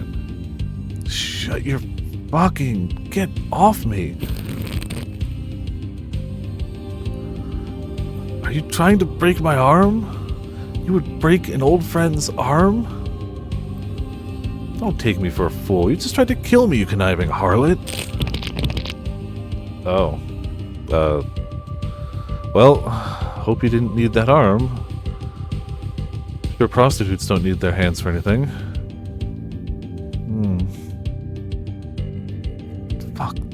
Fucking fuck! You're a completely different man now. No, not even a man. A useless sack of flesh. Call me whatever you like. I've heard it all and more. Lord. The boy was sneaking about, so I apprehended him. Running away at the first sign of your grand plan going south? I see you still haven't grown a spine yet, have you, boy? You might have had a better chance if you both came at me together. Shall I kill him? Quit your drooling, dog. I want you to watch him. Make sure he doesn't try and run again. And what about the woman? She tried to attack you. Shall I kill her? Alright. Ahead. Go right the fuck ahead. Kill me like you killed everyone else. Cut off my head and put a pike in the town. Cut off my head and put the pike in the town square. Everyone? You know, you're right. Nearly everyone I can think of died by my hands. Gratien, the rest of the gang, and Jiren too. Excuse me? I thought Jiren died in the raid on the brothel. But you're saying you killed her? That's right.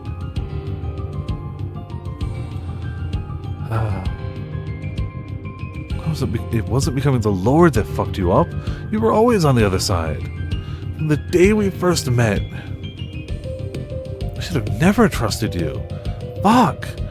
So it was all bullshit, was it? Every last minute of it? Throw her somewhere I can't see her. Throw her somewhere I can't see her, dog. Why not just kill her? The last thing I need is people making a big fuss about a dead body showing up while we're preparing for the festival. And it's not like a damn whore poses any real danger to me. Especially not with her arm bending backwards. We don't need to waste any more time concerned about her. What the fuck? What the fuck, man? You won't even fucking kill me? I came in here with no intention of coming back out. And you don't even have the decency to do that much for me?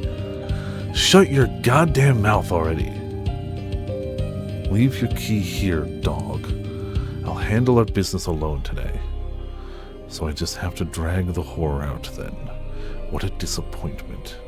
Don't get any funny ideas. Just because I only told you not to kill her doesn't mean you can state your thirst with one of her arms or legs. You throw her out and nothing more, understood? Clear as crystal, Lord. Get out of here. I hate myself for ever thinking you were a good guy. Enjoy an eternity in hell, asshole. So I guess this is what happens in the timeline. Well, we never did interfere. That really was all just an illusion. That didn't happen. This is the truth of it. This is what happens. Now, how do you plan to make up for this mess you so kindly made for me? You know damn well how busy I am right now. I had no choice. She threatened me. Yes, you had no choice but to hole up with her until morning, and you had no choice but to lie about having business with me. Don't give me that look. Like I told the dog, I have no interest in creating any bodies during the festival prep. So I'll let you off the hook for this one. What? You'll swear you'll never do anything like this again? Yes, sir. I swear on my life. Excellent. Next. Oh. And with that, the books are settled. The only reason I didn't hit you in the face is because your damn sister would throw a fit. So be sure to thank her when you see her. And remember, never again. Hand over your key. Get out of my sight. Yes, sir. I'm very sorry for everything, sir. Also, I'm still going to call it a timeline, even though it's definitely not. It was definitively not an actual event that happened. In the timeline we saw, Maria was not just going about, but I feel like it was implied she did have some contact with Jacopo. But maybe I was looking into it too much. Maybe I just assumed. So maybe she did actually end up having a talk with him in that version. Never got that vibe. Okay, it might have just been me reading into it too much too. It might have been the point of her like casing the joint that we bumped into her. So entirely possible too.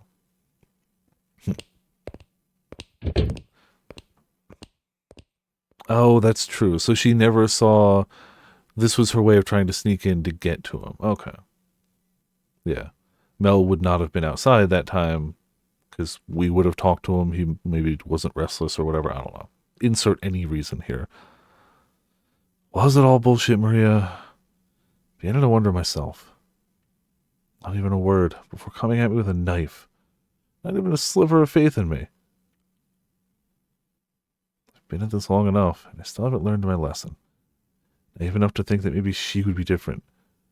Dude, you are sacrificing people by the boatloads, and you literally have the same girl the previous lord had tied up to bleed out for their own use, tied up so you can bleed her out for her own use. Arguably one of the more evil things he did, you are doing. It's definitely gotten past the point of being able to be like, they just don't understand. The earlier bits, I get it. He might not have been right about it, but I get it. But also, the brain can justify anything it has to stay sane and stay going. Once he's on this path, he's not hopping off. Yeah. In his mind, it's less evil because he's doing it for the greater good, whereas the previous Barnier was very much doing it because he was just mad and liked to hurt people. And arguably, his reasonings are different. Jacopo is doing it for the betterment of his town, definitely not the slums, the town, and himself. He is doing it to make, if no one else, himself better off. The previous Barnier did it because he just liked hurting. But it doesn't change the fact that the actions are having the exact same concept. Like, he may not be torturing the slaves for his enjoyment, but he's torturing and killing slaves to help him build the things he needs. The end results are the same, even if his reasoning is different. So, yeah. Yeah, and also that. Full survival mode for 4 years without rest, and full survival mode for 2 of those years without help or any amount of somebody he can lean on. He's broken as much as the previous Barnier. He just broke in a different way. But he's as broken, like, definitively.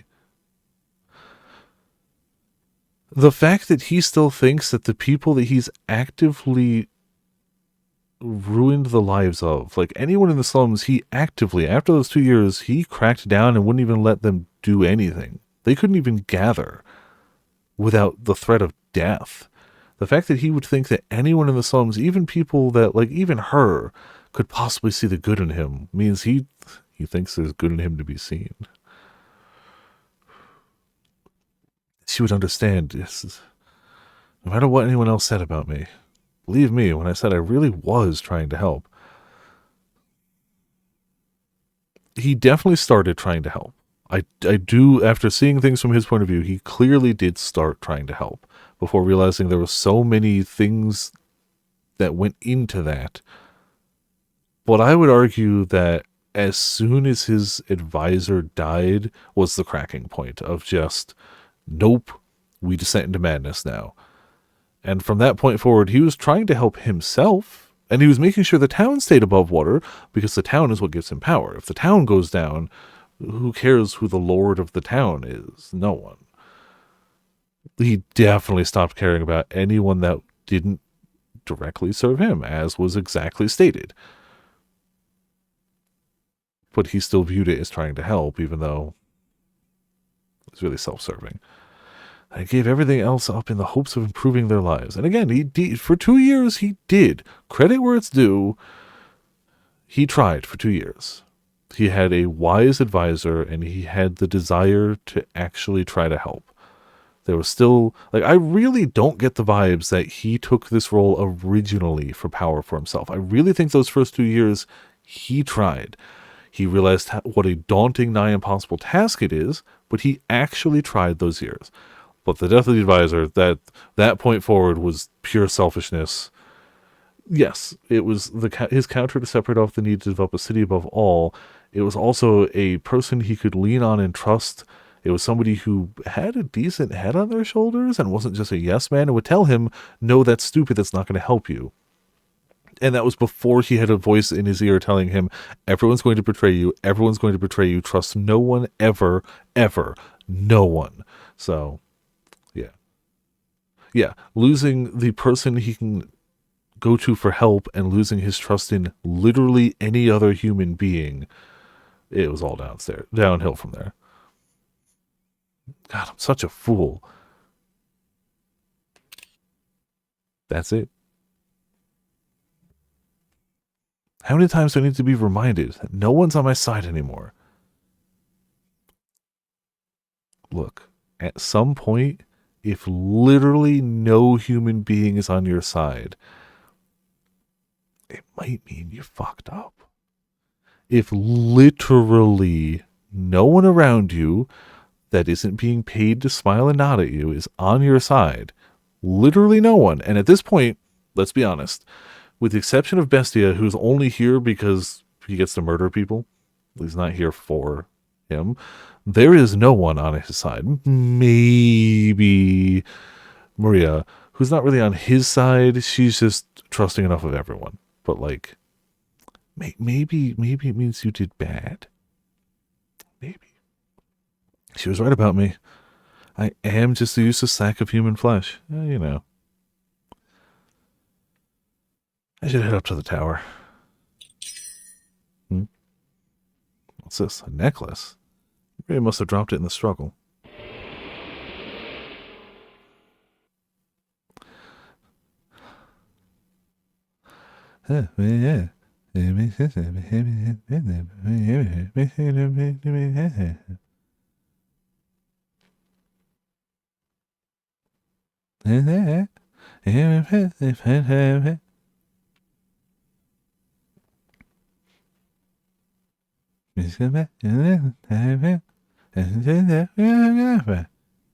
It's been so long. You summoned this, Ramen. You did. I didn't bring it up. Did I? I might have. I'm going to blame it on you anyway. You definitely did it. I was positive it had been taken or broken in the raid. You've been holding on to it? My fault? Well, maybe. You've kept it for all these years? I would have figured you'd have thrown it away by now.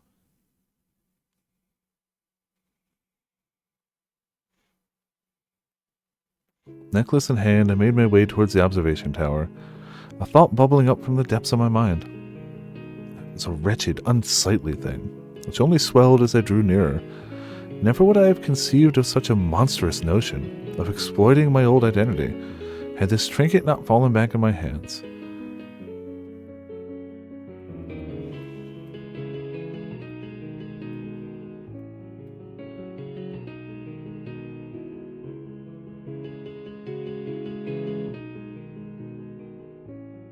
I knew Morgana wasn't of sound mind, that the world she saw was a twisted falsehood, and though I couldn't see what delusions her mind was producing, it was evident that the man I was now and the boy she once knew were two distinct entities in it. So maybe, if the old Jacopo were still good in her mind, if she still remembered him fondly, then perhaps I could assume that role, much like I had assumed the role of the Lord. The thought sent a chill down my spine. By putting on that mask, I would be disregarding every horrible thing I had done to her, every time I had come up here these past months to draw her blood. In that moment, there was no one in this whole wide world who would fallen so close to hell as I. Yeah, And in that moment, I could no longer deny the madness that had taken root in my heart. The madness that had given rise to such a fancy. Yeah, at least Barnier was upfront about his things. He wasn't going to lie to someone. He was going to be like, dance for me. If you don't, I'll torture you. He wouldn't try to, get on someone's good side after hurting them, before hurting them more. Morgana, do you know who I am? The Lord. What do you want with me? Are you here for... I don't have any. There's no blood left for you to take. That's right, I'm the Lord. I'm the man who's brought you a lifetime of pain. The man who locked you up in this tower, and the man who struck fear into your young heart 7 years ago. Yes, you did. I'll never forget. Now tell me, Morgana, do you know what this is? On your birthday, 4 years ago, a young man was going to give you this necklace as a present. Do you remember that young man? Or have you forgotten? Forgotten what a pleasant time that was. I can't say I'm surprised. You were always saying how much you hated staying at that brothel. Those 3 years were no more pleasant than any other time of your life. I remember him, and I remember those days. And do you remember them fondly? Yes. Well, that's great to hear. You can rest at ease, Morgana. He's going to be here soon, and it's the only time. What? That was the only time in my life when I was actually happy. Except for those years, my life's been nothing but pain and misery. But those days, they were warm. Everyone was so kind to me. They showed me love. That was all I had. The only happiness I ever had. No time in my life was better than that. But it was taken from me. I wish it all just ended there. Her words were like I'd plunged through thin ice. I could put on the best forged mask in all the world, but I would never again be the man in her memories. I could act exactly like him, but I would never be him. My hands were permanently stained with blood. The sharp smell of death hung around me like a cloud. I was a heartless killer, and anyone could see that. Never would I be able to smile like him, and never would I be able to share his dreams. The fact that I'd even had the idea to pretend to be my old self was proof in and of itself that I was too far gone. I'd reached the point where the real me was the imposter. He's dead, and so is everyone else. Why do you have that necklace, Lord? Did you kill him? Was that your doing too? So the best thing I could do was let Morgana have her pleasant memories unmolested. I'd ruined enough for her already. She said those 3 years were the happiest time of her life. I couldn't tell her the truth now, and there were no possible lies or justifications that would ever allow me to stand by her side again. You did, didn't you? I did. I killed the young man. I killed all of them. I killed and I killed until there wasn't a soul remaining. I knew it. You're the cruelest man in the whole world. The most evil, irredeemable man to ever set foot on God's earth. That I am. I despise you more than anything. I hate you. I love you. I want nothing more than to put a curse on you. I buried my feelings for you so they wouldn't get in the way of my being the Lord. I want to see you dead. But those feelings never entirely went away. I tried to weigh what was more important to me, but I misread the scales. I hate you with all of my being. I lost any right I had to say this years ago, but I want you to know, I truly do love you. I revile you, I detest you, loathe you. I loved you. There's not enough hate in all creation for you. Tell me, what do you see when you look at me? What do you hear when I speak to you? I hate you, I hate you, I hate you, I hate you, I hate you, I hate you, I hate you, I hate you, I hate you, I hate you. You can't see the tears on my cheeks, can you? Your mind, your spirit are shattered beyond repair, aren't they? Yeah, whose fault is that? You're not actually understanding anything I say, are you? You're not going to be able to remember any of this, are you? I hate you, I hate you, I hate you, I hate you, I hate you, I hate you, I hate you, I hate you, I hate you, I hate you. I hadn't realized it had gotten this bad. My eyes have been shut for far too long to what was happening to you, to my own feelings, to everything. For so long, I've avoided facing the truth. Not only did I fail to protect anything, I destroyed the one thing I cared about most with my own 2 hands. It's all I ever managed to do. I wonder, what was the point of no return exactly? It's like 6 of them, but I would definitely say the actual point of no return was thinking, holy crap, I could get her to a doctor, they could at least mend her and give her proper treatment, and then she could be on her way and go somewhere safe and happy, if not stay. Like, he thought she'd stay with him, but, like, you know, that wouldn't happen. Choosing to not do that, I would argue, was the absolute point of no return. Because you could have at least saved her. He would have still had so much blood on his hands and have been very, very tyrannical and evil. But he could have saved her. If she was truly the one thing he cared about, that was the point of no return. Even without the arm, he could have gotten her to a doctor, seen that she was healthy, and just let her live her life. There would have been stuff missing, she would have hated him, but that would have been the first true act for another person. Look, she would never forgive him for the arm, for sure. I think he could have at least made steps to make right what had gone wrong. And the fact that he thought those thoughts and went, oh, I should do this, and then went, yeah, but that wouldn't help me, though. To me, that is black and white, the point of no return. Correct, she wouldn't have been with him, and she would have been crippled for life, but she could have at least had a life. She was, judging by the things we saw from her point of view, yes, she was pretty broken by then, but she's been through awful already. I think she could have, correct, she could have had a chance to attempt to heal. Whereas obviously this ain't it. This isn't the world I wanted to show you at all. I, of all people, should have done everything in my power to ensure those good days never ended.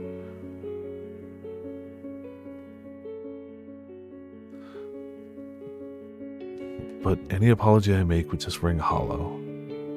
I hate you, I hate you, I hate you, I hate you, I hate you, I hate you, I hate you, I hate you, I hate you, I hate you, I hate you, I hate you, hate.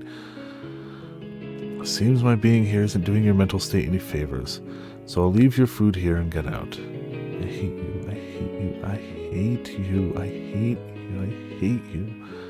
I'd like to tell you this, though. Even if I'm fairly certain you don't understand what I'm saying, tomorrow is the first day of the Harvest Festival, and when it comes, I'm going to finally do something I've been considering for a long time. I'm going to set you free. I'm going to put an end to all this. I hate you. That ship sailed long ago, I know.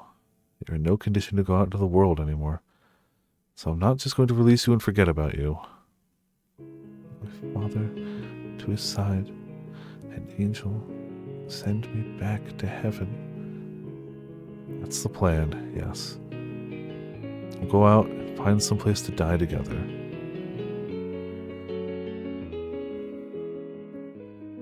As long as I've had the throne, part of me has wanted to say, I'm done, I have no need of this anymore. But every time the thought rose to my mind, it was pushed back down by a refrain of, so you'd let all that work go to waste? Everything you sacrificed to get here? Back and forth, the voices would go day in and day out. In reality, it wasn't pride or a desire to hold on to my power that stopped me from doing this sooner, but the fear that everything I had worked so hard for would be naught. But now that I saw death looming over her, it was clear that only greater, more crushing despair awaited me. It would break me utterly, and I would end up abusing my people even worse than Barnier did. The best thing I could do for everyone was to end it all here. Step down off the stage. Morgana wanted release from her agony, and death was the only path she would find it down. My sickness was worsening by the day, and death the only thing that could cure me. I chose the Harvest Festival in part because it seemed like a fitting end, but more because with everyone distracted by festivities, they weren't as likely to notice the Lord had gone missing. As my final act of penance, I would find her somewhere with a gorgeous view to gaze upon as I took her life. Somewhere you could see almost over the horizon. Somewhere the sun shone bright and proud. Somewhere that felt like you could see the world. And carrying the full weight of her enmity on my shoulders, the Lord too would meet its end. Finding someplace beautiful for her to depart this life from was all I could do to ease her pain. All I could do to provide her a peaceful repose. All I could do to pay for all I had done.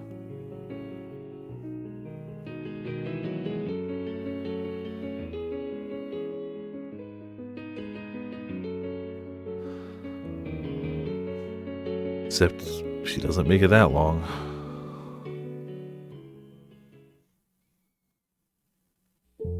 On the first morning of the Harvest Festival, townspeople swarmed to the new church's grounds. When I arrived, there were wide smiles on everyone's faces, from the young to the old, from those here to partake in the church's charity to well-off churchgoers. Everyone was in good spirits. Wait, it's a festival! Look, everything's got flowers on it! Quite the impressive event you've put together. Decorations are a bit on the thin side, perhaps. Excuse me, hiccups, but for a church, any morning starts looking garish. They can go ham all they want down in the square. You don't seem very enthusiastic. Why would I be? You spent so much time preparing for it, I assumed you would be more excited. As if. This is all politics, not fun and games. An effort to bring unity to my people, you could say. I don't understand you at all. How can you spend so much time doing something you don't enjoy? I don't give a rat's ass if you understand me. Fair enough. When I first met you, I thought money and power were all you desired, but I've come to realize that's not the case. I'm beginning to think you're hardly a bad man after all. I knew you were an idiot, but I didn't realize you were that foolish. How can you possibly say I'm not a bad man, knowing all I've done? That's also fair. Hey, no running, kids. You're going to get yourself hurt. What's the big deal? Run with us, Mari. You shouldn't pull on people's... That hurts. Good morning, Lord Barnier. Preparations are all complete here, and the stalls down in the city are ready to open up as soon as you give the word. Thank you. I couldn't be more thrilled to be part of such a wonderful celebration. Glad to hear it. Are you well? You look a bit tired. Comes with the job. It's hardly a day I'm not exhausted. Well, don't work yourself too hard, Lord Barnier. It's important to get yourself rest. I'll keep that in mind. Oh, I almost forgot. Would you like a flower, my lord? Flower? We made all sorts of flower accessories, and we're giving them out to anyone who wants one. They do the same sort of thing at the Midsummer Festival, and I like the idea so much I borrowed it. What do you say? I think this one would look lovely in your hair. I'll pass. It's a shame. What say you, Miss Bodyguard? Care for a flower? No, Go on, take it. Don't let their efforts go to waste. Very well, I'll take one then. May God smile upon you. Thank you. Well, see you later. And Lord Barnier, if you need anything, please don't hesitate to ask. Hey, You can have the day off. Go spend it with your nun. Why the look? I'm merely surprised it would show any consideration for your dog. Well, it is a special occasion, I suppose. Needless to say, watch out for yourself. You were assailed just last night. I didn't realize you were even capable of concern. It is a special occasion. Heh. Well, we'll take care of our usual business this afternoon. Should be able to bring a little more food than usual as well. Understood. Until then. Till then. I've died and gone to heaven. This sweet's as far as the eye can see. Better hurry before they're... Hey there, watch where you're going. Yes, Lord Barnier, I'm so sorry. Well, if it isn't Mel's sister. Someone's a bit too wound up, it seems. Never been to a festival before, so I'm terribly sorry for running into you. Please don't get upset at me. Don't worry, I'm not upset. So you never went to any festivals in your homeland? What? No. I couldn't go to any because I was stuck at home all the time. Suppose you wouldn't be able to get out much and spread your wings as the daughter of a noble family, huh? No, not in the slightest. It's all dresses and manners and no time for fun. I'm surprised. Most people just don't get it. So I'm going to spend all day celebrating with my Mel. That's what the festival's for, but don't go too crazy. I've told you you're not in the best of health. Yeah, but I'm feeling wonderful today, so I'll be fine. You look anything but, girl. The festival isn't just for one day, so if you find yourself feeling unwell, let someone know right away, and then get some rest, understood? Yes, sir. Nellie, where did you run off to? Nell! What business do you have with my sister? Dearest Mel. I'm begging you, don't hurt her.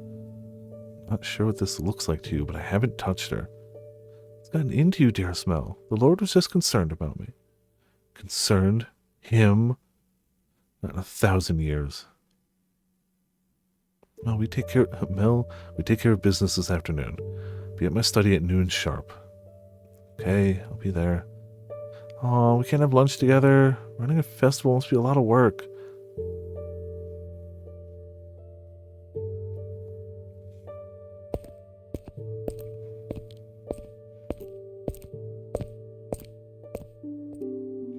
I could hear the sounds of countless people making merry outside, but my mind was elsewhere, envisioning the place I would take her to die, somewhere far away, somewhere with a majestic view.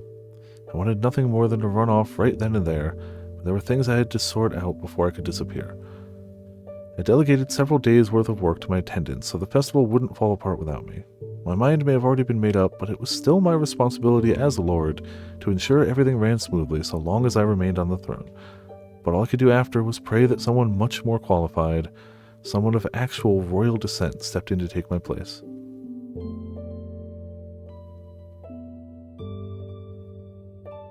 And before I knew it, noon was upon me. As the bell chimed 12, the three of us climbed the observation tower. The plan was to deliver Morgana her food, then send the other two back outside, so I could take her somewhere far, far away. But when we opened the door, her spirit had already left her body.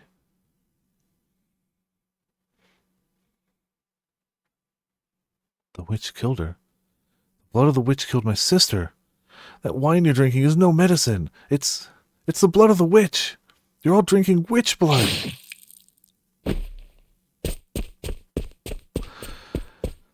There goes another one. What's going on? We were told it was a miracle elixir. You're saying we've been drinking a witch's blood? Please, everyone, don't panic. This must be some kind of mistake. Mistake. A girl is dead because of this mistake. No, this whole thing was a sham from the very beginning. You and the Lord were working together, buying our favor with this rubbish. Oh, please, calm down, everyone. Death to all the devil's deceitful minions. Death, death, death, death! No. Stop it. Stop it. Stay away from her. Get back. Death to him, too! That's what you get for coming and making such a mess of our country. Foreigner, jeez. Why, all these damn outsiders getting better treatment than the rest of us anyway? The Lord's a traitor to his own land. He doesn't deserve to be on the throne. We'll take the city back, free it from his corrupted grasp. Death to the traitor! Morgana's death set off a chain reaction of hell and suffering. Perhaps it was fate, or her intense animosity made manifest. All I knew for sure was what I could see, that the world was crumbling around me, and I watched through the observation tower's window. The first to go was Mel's sister, who had regularly partaken in the miracle elixir. She started vomiting blood, and shortly thereafter, she was dead. Mel then broke down, revealing the truth about the elixir before stabbing himself in the throat. Fear and panic spread like a plague, breeding a desperate rage that found an outlet in the Saintess, the face of the church. The Far Eastern man dashed in to protect her from the mob, and soon a full-on battle broke out between supporters and opponents of the Lord. Actually, no. A battle would imply one side stood a fighting chance. It's closer to a riot, with anyone perceived to be on the Lord's side ruthlessly slaughtered. It was as though I was peering into a nightmare. There was no question who would come out victorious. It was a scene I had witnessed once before. This time I was on the receiving end. The illusory faith I had instilled in the people to distract them from the dissatisfaction disappeared in a wisp, and upon discovering it was all based on a lie, that dissatisfaction came flooding back stronger than ever. I could tell myself I always had the people's best interests in mind until I went blue in the face, but it didn't matter. I was a tyrant in their eyes. I turned away, and there lay Morgana's limp body. For a split second, I considered going over, leaning against the wall beside her, taking my own life. With my foot hovering in the air, I swung my leg around, making my way towards the stairs. I'd done enough to torment her in life, failing to even allow her to pass on peacefully. It would be cruel and disrespectful to force her to be with me, the man she despised more than any in the world, in death as well. And as I was still the Lord, having not yet stepped off the throne, the right thing to do would be facing the wrath that I had wrought. For a second I wondered if maybe Lord Barnier had greeted us thinking the same thing. The revolution 4 years ago was also a foregone conclusion, but he didn't run. He stayed and waited for us to arrive. Perhaps it was partially pride, and partially that it was the only way out. We had lived as lords, we had ruled as lords, and when the time came to harvest the seeds we had sown, we would die as we had lived.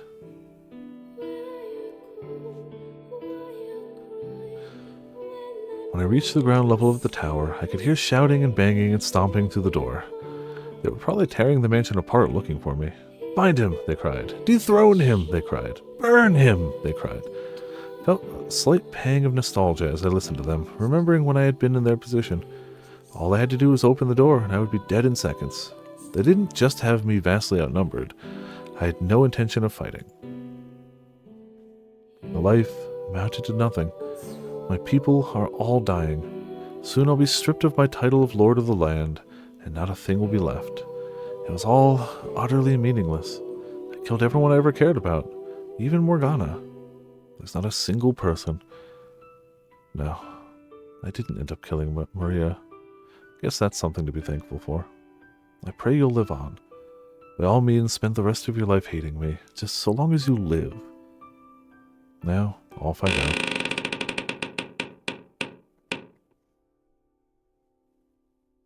I stepped out before my people, let a dozen bloodshot gazes snapped onto me all at once.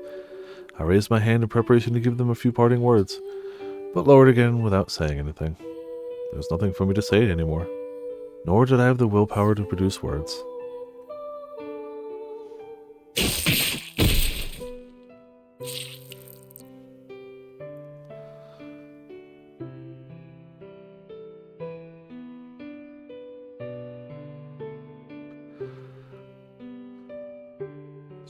Yeah, they impaled me from head to toe with sickles and pitchforks and all manner of deadly implements.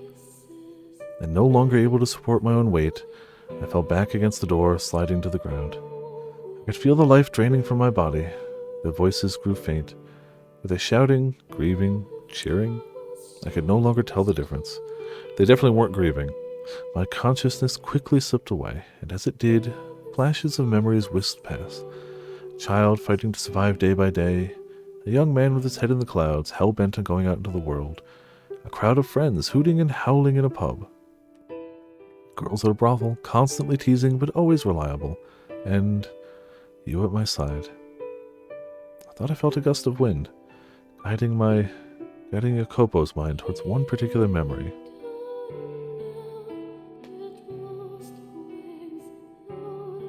don't need to see the world. All I want is... I could hear her voice with incredible clarity. Reason I didn't use flashback voice is both because really emotional scene, and also I think there is a difference between flashing back for the point of view of us, the player, and a character reminiscing on the memories of the past. There's a distinct difference between those two, and this was definitely the later. And after so many years, I finally figured it out. She had said that day. I don't need to see the world. All I want is to find our home.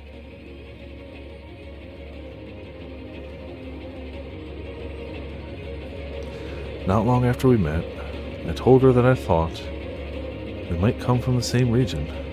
That perhaps if you went back far enough, you might find we even shared a bloodline.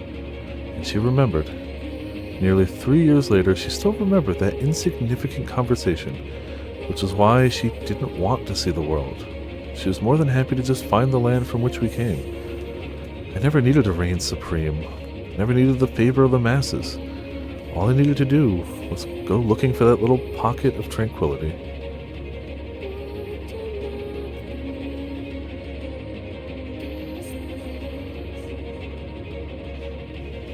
I stand before a gorgeous golden field.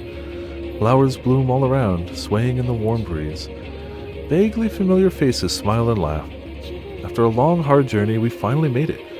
There was no big, bustling city, no one dressed in extravagant clothing. But they would welcome us warmly, welcome us as kin. It's a quiet land, not a trace of strife. They bask in harmony, smiles on everyone's faces. Nevertheless, she's still afraid of how they might treat her. So I offer her my hand. This is it. This is our home. As we draw closer to our home, her tense nerves seem to loosen, and she lets out a barely audible sigh. She slowly draws back the hood covering her.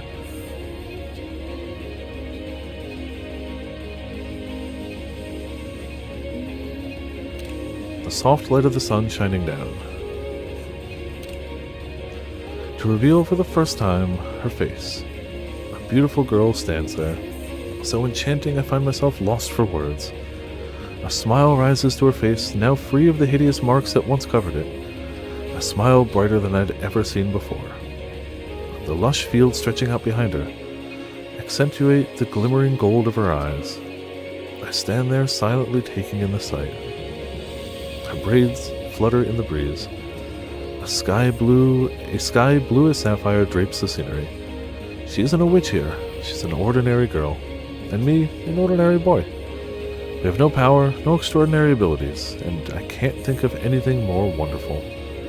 With all the weight lifted from my soul, I give a soft sigh, looking her in the eyes, and then I chuckle, remember something she once said. And you told me to prepare to be let down. Ordinary though we may not be, our banter remains unchanged. And I know, she's got a snarky response waiting to let loose. This is what I could have had if I'd made the right choices. What I wanted, more than anything in the world. The house in Fata Morgana, a requiem for innocence. Whew, we finished part 1. We finished part 1. Ooh. Look, we spent enough time with this game as a whole. Yeah, the timing is great. Right now, there are few forces in visual novels that have the power over me as a smiling Morgana.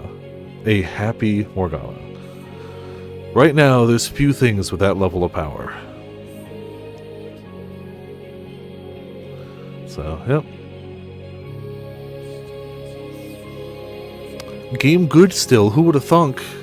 Who would have thunk? Crazy, I know.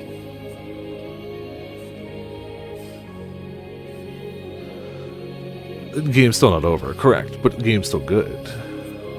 Obviously, next week... We'll see about next week. I want to do more of this, but this is also a logical point that if we need to skip a week again to cram in more Halloween stuff, that we're at a point where, like, I'm not going to forget where we left off or anything. We'll see. I don't want to make any promises. I want to do more of this, but I can't promise now if it'll be next week or the week after. I can't. I am excited and fearful in almost equal measures for more. Because hot damn, this game. Oh, okay. I put the controller down like an idiot. God damn! Everyone's lost their fucking minds! Need to get the hell out of the city and fast! The first day of the Harvest Festival, I got this crazy bad sinking feeling, so I went to check out that new church across the bridge. Some kind of riot or uprising or something had happened. It was all finished by the time I got there. And not long after, the truth of what the Lord had been doing came to light. Wish I'd never heard a damn thing. I didn't need anyone to tell me he wasn't the guy I grew up with. But never in my wildest dreams had I imagined he was that far gone. All the time in the world wasn't enough to make sense of that. The valuable asset he'd been storing in the observation tower was, of all fucking things, the girl we'd looked after a few years back, Morgana. But the madness didn't end there. The witch was the miracle blood everyone had been talking about. That was her, too. I was so scrambled I wasn't sure what to be most stunned by. But I had far less time to organize my thoughts or vent my frustration than I could have imagined. If I were smart, I would have left town the instant I learned the truth. After the riot, a strange sickness began spreading through the city. If you caught it, your skin would start turning black, then before long you'd be vomiting blood. Anyone who tried to treat it was infected themselves. The people called it the witch's curse. Get your heads out of the sand. There's no such thing as curses, but I couldn't bring myself to finish. As much as I wanted to believe it wasn't, I was starting to think that maybe the curse was real, especially thinking back on the scene at the top of the tower. The heavy air in the chamber, her dead body's eyes wide open, the eerie glimmer in those eyes I was pretty sure I hadn't imagined. It's like I'd stepped into another world, and I could barely keep myself vertical. If she really was a witch, then yeah, that scene was a pretty damn convincing argument in favor of the existence of her curse. It didn't matter that she was dead, and even me, the least superstitious girl around, was starting to consider it a possibility. So the people who had actually believed in the miracle elixir were freaking right the fuck out. They had seen what the Lord had done to her, how much pain and suffering he had caused her. It was easy to believe she hated the world enough to curse it. That's what witches did, after all, and the city was scared to death. First they tried to seal the curse into the observation tower. That didn't stop its spread. So next they went after anyone who had known her in life, and punished them. Yeah, mobs will do that. Almost there. The forest isn't far. There she is. That's her. Shit. They discovered that the witch had taken refuge at a brothel a few years back. It wasn't long before they linked me to it, making me their next target. None of us at the brothel had any idea Morgana's blood possessed that kind of power, but the more I tried to defend myself, the more they began to suspect me, thinking every word a ruse. The whole city had gone completely batshit. It's right there. Like hell I'm going to let them catch me. Excuse me. My arm. She's down, boys. Get her. No. No, get off me, asshole. Get away from me. Man. I mean, we knew nobody was going to have a good ending, but...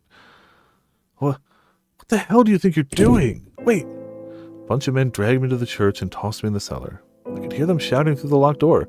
"Oh, witch, oh great witch, we offer unto you punishment for those who wronged and forsook you in life. So please, we beg of you, stay your anger. Kill her, not us. Have mercy upon us. Hey, have you assholes lost your fucking minds? I didn't do a goddamn thing to her. I never wronged her, and I sure as hell didn't forsake her. Didn't have any idea what that sick fuck was doing to her. Oh, great witch, please spare us from the wrath of your curse. Please have mercy on us who laid not our hands upon you. Oh, witch, oh great witch. You're fucked in the heads, every last one of you. You're not accomplishing anything by putting me down here. So let me out, please. Let me out of here."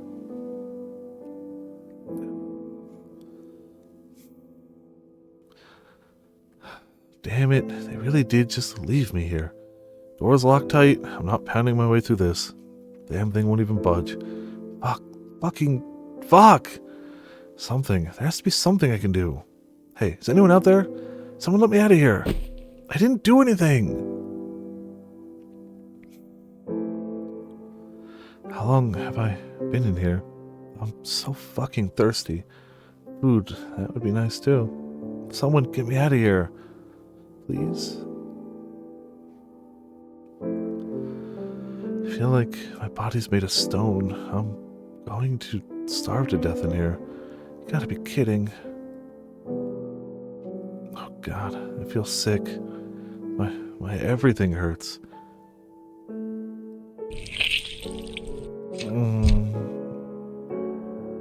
What? Is that blood? My blood? It's so dark, I never noticed all the black patches on my skin. Why? The curse? But I never did anything to you. Why? Why would you curse me? Why, Morgana? What did I do? You didn't mean to, did you? Just a little mistake, wasn't it? You can still take it back. This time, just take it off me. I didn't do anything to deserve this. I didn't do anything to deserve being cursed. Come on, spare me. This is all on his fucking head, not mine. Is it because I didn't do anything? Is that it? Are you saying that I'm to blame too because I didn't do anything to stop it? Because I couldn't trust anyone but myself? It's asking way too much. How was I even supposed to know what was going on? I was up to my neck in my own shit already. Come on, Morgana, give me a little sympathy. Spare me from your curse. I can barely move my body at all. Feel like I'm all out of blood to cough up.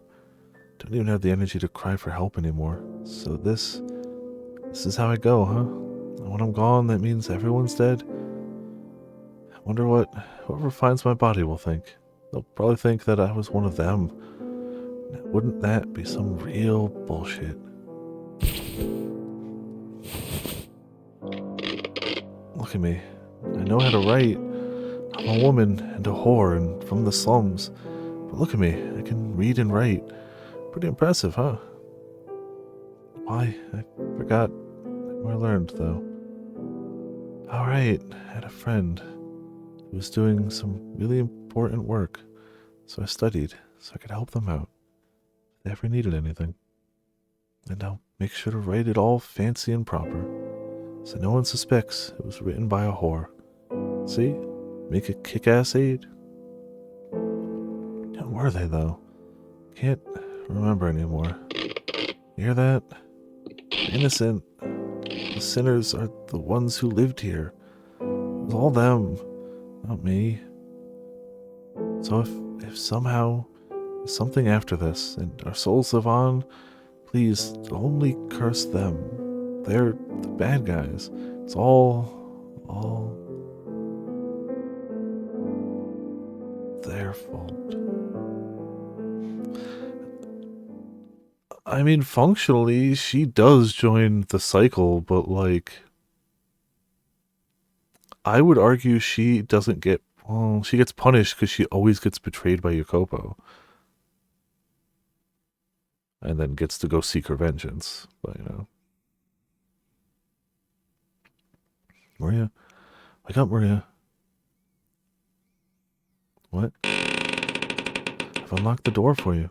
Now get up. You don't want to be sleeping on that cold, hard floor. Morgana? What? How? You're dead. Oh, I'm dead, am I? You must be half asleep still. But now that's enough of that. Let's get you out of here, shall we?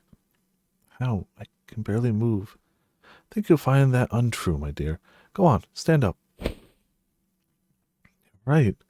I can move, and I feel better than ever. It's like I was just imagining all the pain. See? What did I tell you? Now come, let's get out of this dreadful place. They're waiting for you. Huh?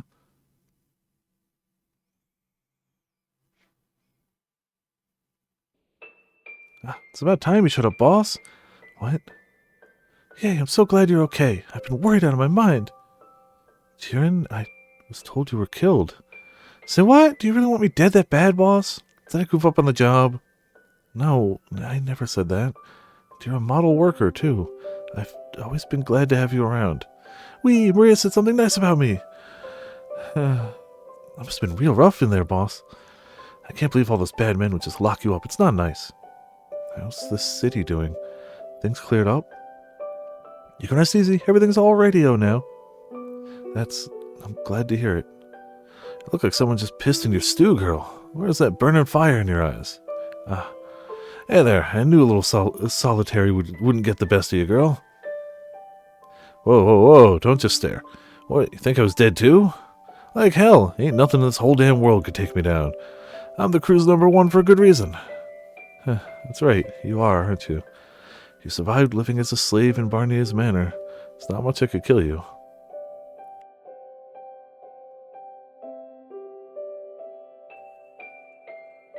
Damn straight. Don't you worry about nothing. Long as I'm around, nothing can touch our slums. Yeah, I believe you. So hey, you're alive. Does that mean that it does? We're all alive, every last one of us. You were never a morning person, but this is a bit ridiculous, don't you think? Jacopo, is that really you? Is it really the same old Jacopo I used to know? What do you mean used to know? I'm the same Jacopo you've always known. But you became the Lord, and then you killed everyone.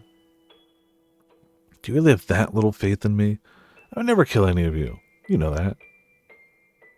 Just look around. Does anyone look dead to you? Because they sure look alive to me. Whatever terrible dream you were having down there, Maria, it's about time you came back to reality. Look me in the eyes.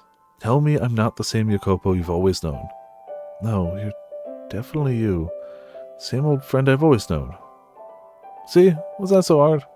Well, we got the whole gang here, so what do you say we go do something? Hit the pub, maybe? Oh, now that's a plan. Well overdue for another drinking contest. Oh, I went in too. You're coming with us too, aren't you, Morgs? I'm not comfortable in such lively places. Come on, just this once. We can sing together even. If I also have the whole place enchanted in a snap, I won't be singing, but I suppose I can join you this once. Chance doesn't come around often. Oh, come on, you never want to go when I ask, but you will if she does? You could be drowning and I still wouldn't agree to do anything you ask, so that's irrelevant. I'm not going because Giovanna invited me, but for Maria. Will you join us? You bet your butt I will! I'm so glad. Well, it's good to know she's not trapped in hell.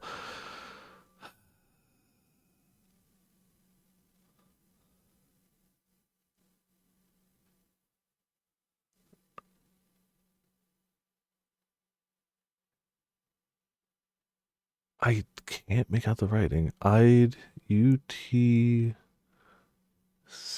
maybe an L in Vice.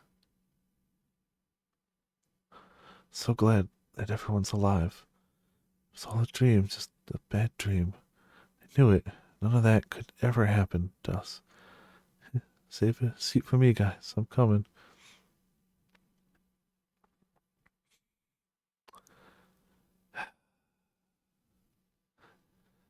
Look, man, if everyone's gonna have delusions in this game and be haunted by stuff, at least her delusion is happiness. It's better than most get.